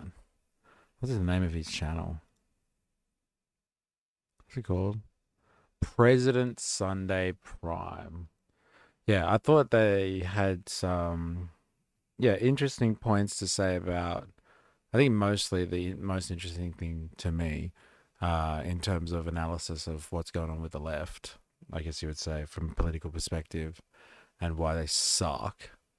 Really, it boiled down to the idea that social media is something that can be used effectively, but like hasn't been used effectively. It's not the fault of social media that leftists have generally sucked, and the ones that rise to the top in the leftist sphere are generally, they're grifters. But you know what I thought was interesting, and you'll think that this is potentially interesting too, I guess, Jag, as you were asking about it before, is that this person did compliment Hassan and didn't think that he was a grifter. Exactly. He was like, look, he makes a lot of money, but like he stands by his principles. Like when it comes to what he thinks about like Palestine, for example, and the situation there, like where most of the people that this person was analyzing, he reckons, will not take a hard stance on Palestine and Israel and the genocide. He's like, Hassan definitely does that. And so he thinks that he is, at least what you see is what you get kind of thing with Hassan. There's no like backdoor stuff going on there. There's no agenda, I guess you would say. And so like, here's an example of what leftists should be doing right on social media, just being as transparent as possible so people can get a good understanding of where you sit, and like what purpose you're trying to fulfill. So I think that is an interesting takeaway, that the general sentiment there is that leftist content creators online, or progressive content creators online, are kind of just in it for the notoriety, for the fame. Like they're just influencers, like all other influencers. At the end of the day, they really only care about getting more and more kind of exposure for the sake of the exposure, as opposed to doing anything with the exposure that they have. Which is, and like another interesting point I think that they raise, is that like if you start to get the clout, and you have significant influence, once you start doing something with that influence then, and like getting people to do something that's important and aligns with your overall goals, as opposed to just being like, go buy my new t-shirt or something like that, or like subscribe here for the exclusive, uncensored version, or something like that, as opposed to just pushing people into a consumption pipeline. You could use the incredible reach that you have to get them to do something in the real world politically. The reason the left succeeds is because they suck better than others, and they also worked the shaft and the balls. Shots fired. Pshoo, pshoo. Yeah, right. They work the shaft and the balls. Yeah, very good. Yeah, and like it would seem in that context and the way that this guy analyzed it, that's definitely the case. Is that they suck better. They just, like these influences that he analyzed, which are ones that have clout, like your Destinies. He was going on about your Vorsches, people that are, especially in the case of like Vorsch, however you say his name, like he is a self-described socialist. And like, what is he doing to advance socialism? It would seem very little, if anything, at best. he really does seem to have devolved just into a Democrat shill, really. The only stuff I really see of his that come up is just like, Trump just did this, Trump just did that. Oh my God, like the Democrats need to do this, the Democrats need to do that in response. And it really does seem like instead of analyzing what Trump is doing and what that means for a broader context, it's just about like kind of scaring people about the Republicans so they start voting for the Democrats again, which is pretty shameless kind of stuff at the end of the day. I don't really know much about Hassan, to be honest. I never watched streamers until I stumbled upon your channel earlier this year.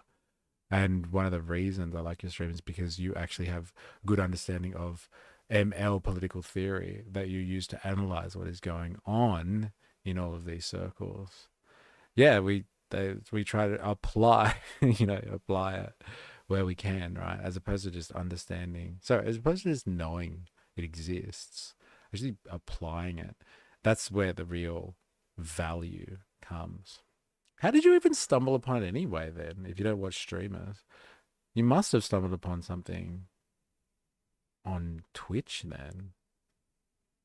Or maybe you must have been on YouTube that you were hanging out, I guess. But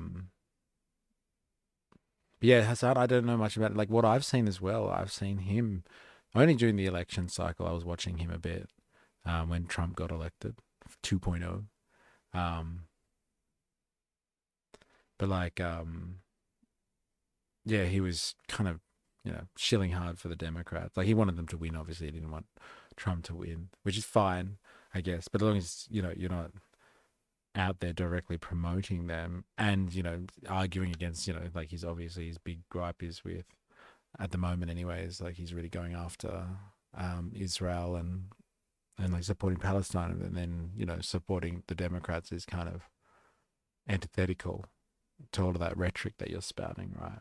So yeah, it's weird how it worked out. But like, what an endeavor it has been since then. Discovered a lot of things as well since then. See, the thing is, like, when it comes to ML, political theory as well, I watch a guitarist from a band I like, and this weird pop-up about Elon Musk came on my screen. I was like, what the fuck is that? Search Elon Musk, and your stream popped up because you were talking about Trump's election and the tech pros. Wow. That's crazy. That's crazy. Came from that. I remember, putting up stuff about, constantly, like, trying to ram home this situation at that point as well, about, like, why the fuck were they all there front and center at Trump's inauguration? Like, why is it so important to have them there? And like, I'd recently read things like techno-feudalism and surveillance capitalism, like probably a year or two before that, and it was trying to piece together what it actually means, like using and understanding a Marxian outlook on capitalism and trying to understand what capitalism really is and like what that might look like now, where you have tech bros that control everything. It's funny when the right used Trump 2.0, I think this latest patch broke more stuff than it fixed. The Trump rhetoric definitely wasn't nerfed this time. It's funny when the right used Trump 2.0. Like, what do you mean? Like, what are they? Like, they're not describing his second presidency. It's not used in the same way. I think it was just you, 4AS, and maybe Wings of Cheese. I was like, I like these guys. Yeah, it was just us. Yeah, we were pretty much at that point. Because Wings of Cheese was kind of watching a lot of the edited content that I was doing just before I started streaming and would comment on that a lot. And so I don't think Wings of Cheese was working at the time. And so he was coming along to heaps of streams at the start. And yeah, me, 4S, Wings of Cheese, hanging out. And trying to like apply a Marxist understanding, a Marxian outlook on capital to things. It's interesting when you say ML as well, right? Because the Marxist-Leninist kind of perspective on things. I think, like, I give Lenin a bad rap, or I give him a hard time. I don't give him a bad rap. I give him a hard time, and like I've described him not really as a socialist, And like people really get offended when I say that. But like I think Lenin's contribution to understanding capitalism is more important from the perspective of like a militant who looks at capitalism and wants to kind of bring it down, to transition into another form of production. And so like he's good at analyzing capitalism, but his value I think is different to Marx's. Marx's is the value of critically analyzing how capitalism works so you can, you know, just understand what the fuck is going on. Whereas Lenin's kind of like is the revolutionary that Marx wasn't. Like he was like, let's organize, let's do this, and like let's bring down the system. And so like he was a revolutionary, an agitator, a rebel way more than he was kind of a Marxist or a socialist or something like that. But like it's really important. Like if you want to know how to use propaganda, if you want to know how to use tactics to take over a system, then you know go no further than Lenin. He's so many lessons, and there's heaps of right wing people that take lessons from Lenin as well. 2.0 usually refers to upgrade to the original, but this 2.0 is more like a copy of a copy that turned retarded. Okay, yeah, because that's you use 2.0 as like the second version of something. So like the right wing don't use 2.0 in a nice sense. Then some people I guess are pretty upset with Trump 2.0, especially conservatives. It was honestly perfect timing because I was so disillusioned with the Dems after the last election and started trying to understand why they keep making the same mistakes and why I kept falling for their BS. That's interesting. Communism can't be that bad. The Allies armed Stalin after all. Yeah, through the Lend-Lease program, as we discovered this year as well. Yeah? Lend-Lease.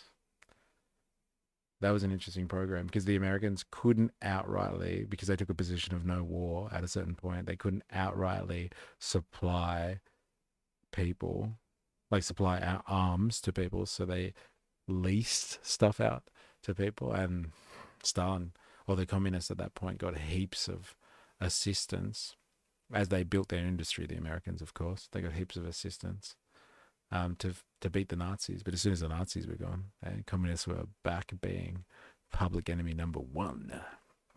Yeah, that's interesting that you say that it was just good timing because of the disillusionment. Because I think when like there's David is one of the original people that came on the stream from the US actually. And David accidentally stumbled across us because I think it was again me, Wings of Cheese, and 4AS sitting around watching the American election actually and trying to analyze what was going on in the US, in the citadel of world capital. And David was like, oh, you popped up on my feed, and he's like, I'm trying to watch election stuff but I'm sick of listening to Americans analyze it. I'll listen to you guys. Where are you guys from anyway? And then we were like, oh yeah, we're all Aussies trying to understand what's going on in the capital of the citadel of world capitalism. And yeah, it's hard to disassociate yourself, I guess, from Democrat rhetoric. I remember when you got us to watch that thing with Bernie, and like people are booing because there's protesters put that Palestinian flag at a Bernie Fight the Oligarchy tour. And like I was still pretty convinced at that point that like, he might be ingrained in the system and he might sell out from time to time, but it was really about fighting the oligarchy for him. And he was against the billionaire class. And then like you saw him like just not even bother addressing the crowd. When they're all booing, everyone's booing that these people are being walked out because they support Palestine, and he just wouldn't even talk about it. He wouldn't even look at it. So he's completely kind of beholden to the machine. And it insinuates, or it reinforces the fact that the Fighting the Oligarchy tour is really about like a fundraising tour or a way of pushing people towards the Democratic Party, as opposed to it being a tour of awareness to get people thinking about the oligarchy, that like the billionaire class that controls America. It's just like it's oligarchy rhetoric to get people upset, so they start voting Democrat, as opposed to like oligarchy rhetoric to get people upset about the fact that there's an oligarchy, so they'll do something about that. That was an eye-opening experience. That was a very eye-opening experience. I was a huge Bernie bro in 2016, man. Yeah. Yeah, fair enough. I remember talking to Mark about that, actually. You see Mark come up from time to time in streams. And yeah, he was really pissed off. Like, because when I started doing stuff about Bernie and like analyzing Bernie from like his track record as opposed to kind of the rhetoric that he speaks about fighting the oligarchy, I was like, but I was a Bernie bro, like kind of, you know, like we believed in something, man, and that's the power of rhetoric, and he has the rhetoric really well. And I'm not saying that he's not trying to do kind of the right thing, like, you know, bring in healthcare and all that sort of stuff, but his track record is pretty abysmal. And it's even worse when you look at someone like AOC, after reading that article from the other day about how she's part of that. What was it called? What are they called? I want to say Main Street, but that's not right. There's some vehicle of left-wing populism that's just a money-making machine, and she's part of it. Communism created Kalishnikov, then Kalishnikov created AK-47. Any argument is void after that. Yet the rifle is fine. Middle seat. Yeah, thank you. I'm mixing up J Street and middle seat there. Yeah, that was a weird article, wasn't it? Like, I'm still trying to wrap my head around exactly how they make money off that. Like, essentially, there's this, what would you call it? Like PR corporation, political PR corporation in the US that makes bank of promoting left-wing populists in the US. And so its job is to help people that align or seem to be like left-wing radicals, but it's still in the US political system, like your AOCs or that Fetterman guy from Pennsylvania, or Bernie, but Bernie wasn't named and shamed there. And its operation is to help these people get funding. So it does PR for them. It tells them like what rhetoric to use, what talking points to use, you know, like talk about the housing crisis, talk about cost of living crisis, talk about healthcare, and they do that from a left-wing perspective. So they promote left-wing populism, but they do that and set these people up so that inspires kind of fear and emotional response in working class people. So they get pissed off and they get angry when they hear AOC at a rally talking about you know, taxing the rich, or the housing crisis and the rental crisis and stuff like that, and they get upset, and so they donate like $5 of their money, and thousands of people do that at a rally, and so like this company makes bank off those donations. Yeah, thanks for sharing. I responded, but it just sounds like a self-reinforcing flywheel, manufacturing some leftist image so they get more donations and then buy more lists. It's fucking crazy. And so like, yeah, AOC and this Fetterman guy, they're all part of, and other like leftist populists that are Democrat politicians, I guess you would say. They basically just, this company helps them construct the image that they're a left-wing populist, which really they're just a Democrat, basically. But they help them use the right language, have the right posters, have the right ad campaigns, and all that sort of stuff. They help craft this image of them being this left-wing populist saver who's going to fight for the working class, but it's just an image thing.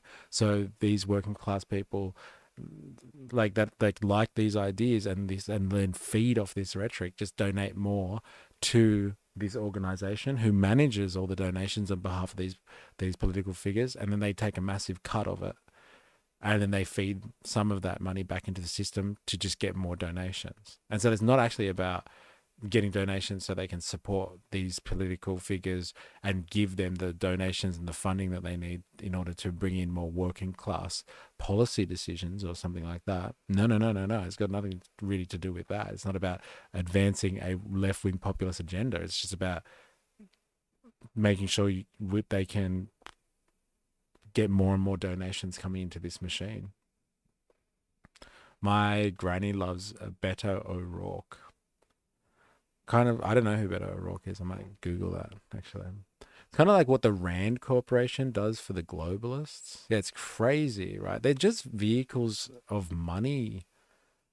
They're just fundraising vehicles, but they're not fundraising because they are part of some type of ideological outfit and they want to see some type of change. It's just a money-making machine. Beto O'Rourke, American politician. Robert Francis Beto O'Rourke is an American politician who served as the U.S. representative for Texas' 16th Congressional District. A member of the Democratic Party, O'Rourke was the party's nominee. After losing the gubernatorial race, I love that word. So he went for governor or something like that and lost. Oh, is this what he looks like? Hey, that's a face that a granny could love. Hey.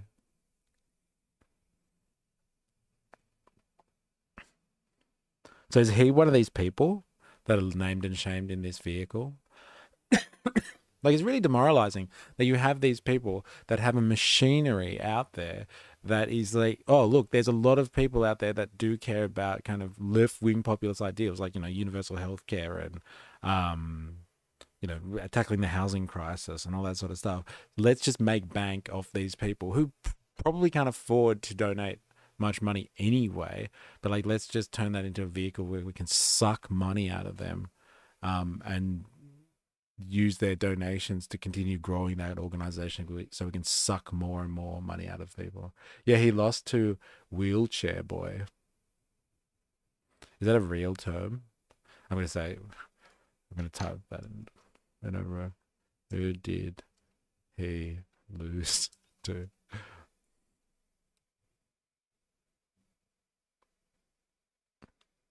Why is he Wheelchair Boy? He's lost 3, right?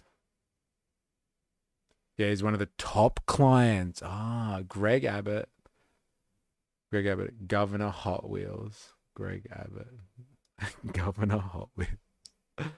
Okay.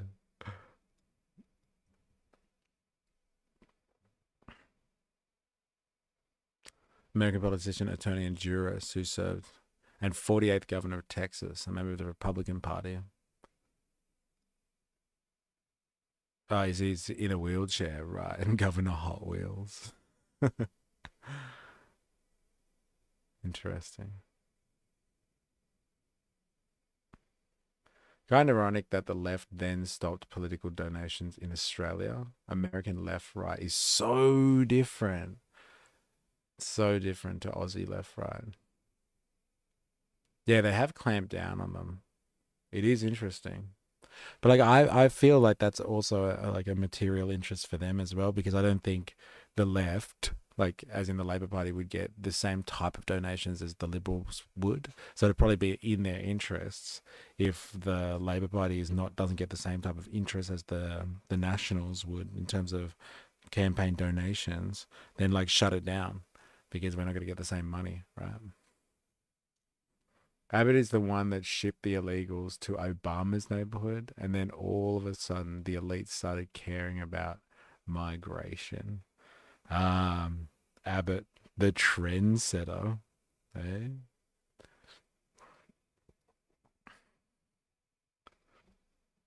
I love that our center is social democrat rather than American classical liberal center. Yeah, we're lucky in that regard, right? Very lucky. Because like the classical liberal thing, like I'd actually prefer like actual classical liberals, not what like the liberal that they use now. Like classical liberals, like Adam Smiths and stuff. They hated monopoly power, and they want a government to step in to ensure a market actually upholds the ideals of competition.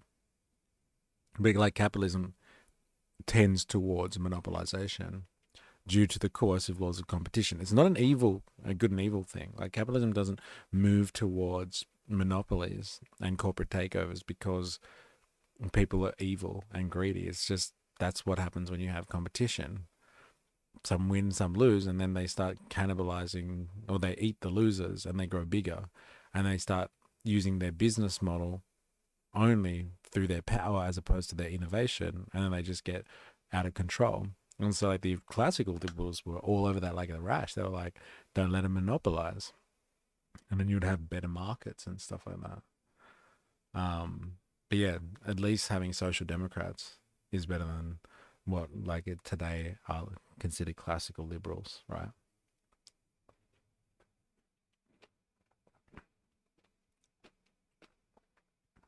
It's to keep independence out to maintain the two-party system. Interesting. Capitalism doesn't always lead to monopolies. You know, not if you have good good regulation. Wait, no. That's what the game was called. That's hilarious. It tends towards it. Because like, you know, that's what happens in competitive environments of this style. The ones that are out-competed, usually, they die. And somebody can either pop into that space, the void that they leave behind, or somebody else who's big enough just expands into the void that they leave behind. Monopoly is a game calling into question owning everything. Well, that's, you could argue, is the point of the game. It's not just questioning it, it's showing you how that's the objective, actually. That's why I put it in quotes. Yeah, it's really like you're just a conservative. Yeah, like, yes, 100%. 100%. I wish they were more classically liberal as opposed to being, what they are now. And like liberal in the sense now is detached from the classical liberal sense as well, because kind of liberals are these people that do actually believe in big government. Now, Adam Smith and all that type of stuff, they wouldn't have argued for big government. They would have just argued for regulation to uphold competition, but they wanted competition, but they didn't want big government in there telling people what to do in the economy. Now, liberals today are all about, you know, making sure the economy is regulated by big government, because big government is what gives you things like social welfare, and levels out the playing field. So like the term, the attitude is morphed so much over time. Abbott got millions of dollars from a personal injury lawsuit, which is why he's in a wheelchair now, and now opposes those very types of policies. Yeah, that's the right-wing version of a grifter. He's like someone who benefits from the system itself and then turns around and like belittles the system that they've benefited off. Whereas the left-wing grifters that we were learning about before are people that pretend to love the system, but like just use it for their own personal, but like pretend to love the system and get support of people that also love the system, but that just use it for their own personal gain. It's interesting.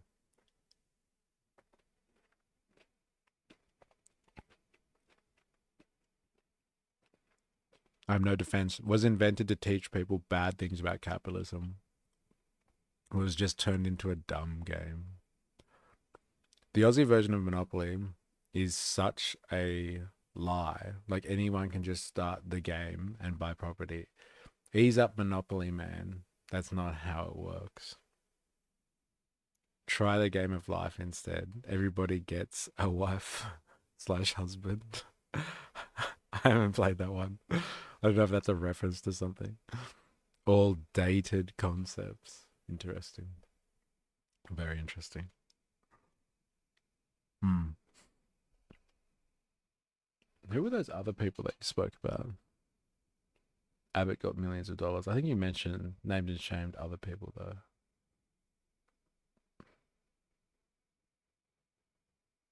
No, it's just Beto Rourke. Everybody gets away. Yeah, Monopoly is the game, isn't it? To teach you about capitalism. It's funny. That's hilarious. Why not? Hey? Why not? Teach us about capitalism, please. I wonder if there's any live stream. Well, the Portland one, we tried to check that out yesterday. That didn't work. They don't have any real live streams at the moment. Is this actually live? Portland, Chicago protests. Let's see if this. You can't park there!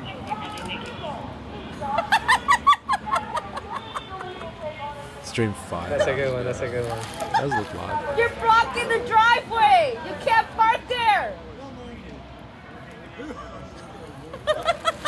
That's insane. But yeah, that's also why the across the walk, right? Still, it's not the fucking. It's not the war zone they promised, is it?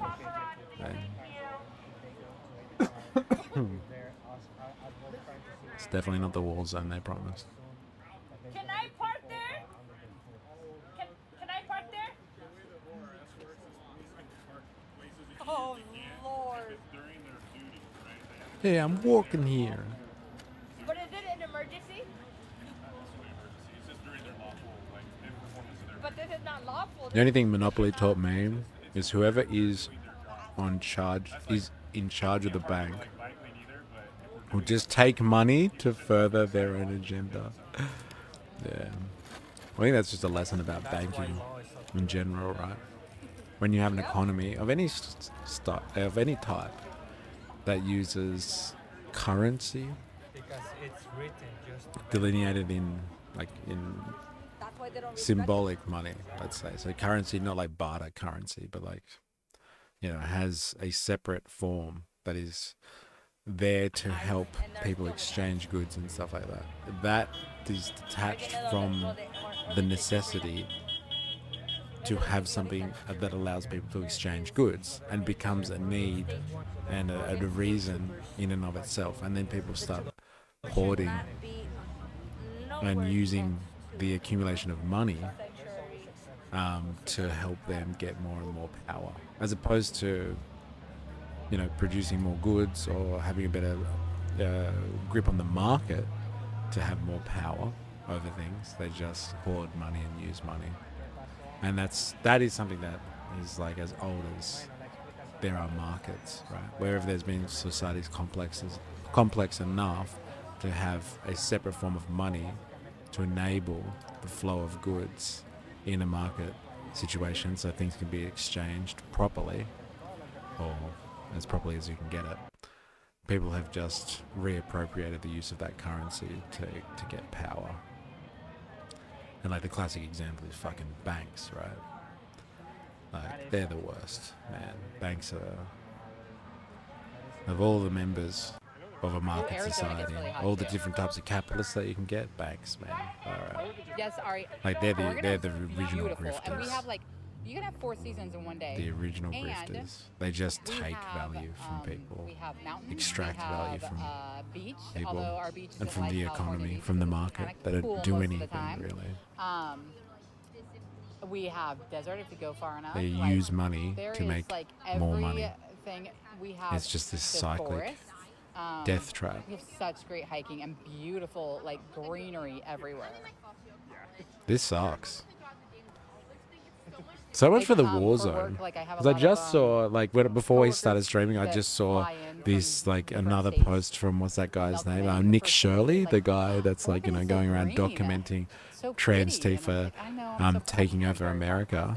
And he put something out about, Portland and stuff like that, and how ICE agents are winning the battle against Antifa or something like that. There's nothing going on here, man. The hiking is amazing. There's nothing going on here at all. So much hiking in the Columbia Gorge. So much for the fucking war zone. Nick Shirley, he's a grifter, man. No, actually, no, what? He's a master propagandist. Editing things to make it look like there's a civil war going on in America. And here's your fucking civil war. There's people standing in the rain having a chat out the front of an ice facility. They provide liquidity. They have an important role. I'm not saying they don't have an important role, but like, you know, the government could provide liquidity. You don't need a bank to do that. Banks allow kings to go to war. See, that's the thing. Like, for a long time, the banks, because they have control of this stuff that is supposed to be there to facilitate market exchanges. Really, that's really what all it's about. That's there to facilitate market exchanges, but they kind of tear that away from its original meaning, and that becomes a currency of power. Then, you know, when kings want to do stuff, they have to reach out even to the bankers to help them fund and pay for stuff. And they're the ones that control the state. The state should be able to control its own liquidity. The Chinese have this sort of stuff down pat. Like, they have it both. They have a private banking system, but the private banking system is beholden to the Central Bank of China. And the Central Bank in China controls liquidity. It controls the financial institutions. It's not just the money market. They control financial policy as well as monetary policy. So, and like, they just understand that, like, if you want to make sure that the banking system works for you, you've got to control it, or it will control you. Bring on the stop of Snap. This season of America is getting a bit flat and predictable. Yeah, I know. Wait into the Snap stuff. Who said it before? Was that you, Dilemmas? You were like, oh, once the Snap, it's like the nutritional assistance program actually stops, there'll be a lot more people on the streets, kind of thing, getting pissed off. Somebody said that earlier in the stream today. I thought that was interesting. There will be a lot of people getting upset. That's for sure. Getting very upset. When people get hungry, they get rowdy. That's for sure. Yeah, this season of America is getting flat and predictable. So good. Yeah, the predictability is that there is no fucking war zone. Is there? That was just a lie. It's a goddamn lie, man. Yeah, that was me. Okay. Where did you get that from? That idea? Did you hear that somewhere? Legal? I think we don't like it, but can they? So apparently they said because he was just. There's another one. He was just taking pictures, so he was like, "Do you want me to arrest him?" There's another trooper right there. But once we call him out for what he's doing, Right there. Because he's not a normal behavior. Yeah. And he's Why does like, trooper trigger so much? Because he told us, he told both of us that we have to stop harassing him. Oh, of course, And I tried to get a clarification of what exactly is harassment under their policy. Right. And he didn't give me any clear answer. oh Wait, this is the police? yeah, Yeah, it was the PPD. it was And there was the bubble beast. The Grey Zone. Bread Tube. Yeah. This is that one from... What was her name? She's from Philosophy Tube, I think. Leaked file exposes Syria's PSYOP veteran astroturfing bread tube star to counter COVID restriction critics. The Grey Zone. Who put this up? Oh, that was Avalava, right? By covertly recruiting popular YouTube influencer Abigail Thorne to counter growing opposition to UK government COVID restrictions, PSYOP pros are bringing home the tactics they honed in the Syrian dirty war. So this goes hand in hand with what we were talking about before, how I was being critical before of the left buying into the culture wars and supporting, you know, things like the CDC and any type of overt state oppression, whereas before they would have definitely been against state oppression and some type of governmental organization that's supporting the interests of, you know, big pharmaceutical companies buying into the culture wars and supporting whatever those pharmaceutical corporations want. And so, like, I think, yeah, Avalava put this out ages ago when we were first speaking about it. Leaked documents have revealed a state-sponsored influence operation designed to undermine critics of the British government's coronavirus policies by astroturfing a prominent founder of BreadTube clique of anti-fascist YouTube influencers. The project aims to conduct psychological profiling of British citizens dissenting against policies such as mandatory vaccination and lockdowns, then leveraging the data to establish a YouTube channel that portrays these critics as dangerous super spreaders of disinformation. Designed to curb the influence of pseudoscience material online, with specific emphasis on coronavirus-related anti-vaccine sentiment, the operation is run by the UK's Royal Institution and dubbed Challenging Pseudoscience. So she was being paid to help resist people who were marshalling online against government overreach during the pandemic. It's crazy. It's crazy. People won't get rowdy with full bellies while they type on Blue Sky. Once people get hungry, oofed. Wait till New York runs out of water and people start drinking each other's blood. Oh my god. What's up with this new orange color? It's crazy. Yeah, I was confused by that too. Crazy. Look at them, they're just standing to the side.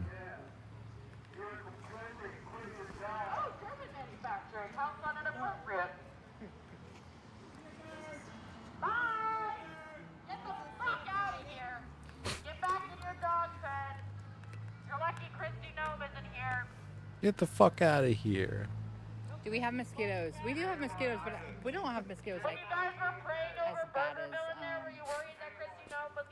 as some states that I've been to. Yeah, if we don't have any stores in our city, how did Christy Nome get Burgerville? Boom, gotcha. Wow, so uneventful. There's a lot more fun stuff going on before. Where's all the people dancing? That's what we came to see. All right, I'm gonna leave it there. I gotta bounce. But yeah, thanks for tuning in today and hanging out some for the afters. It's been an interesting day. We've covered we covered some difficult territory today.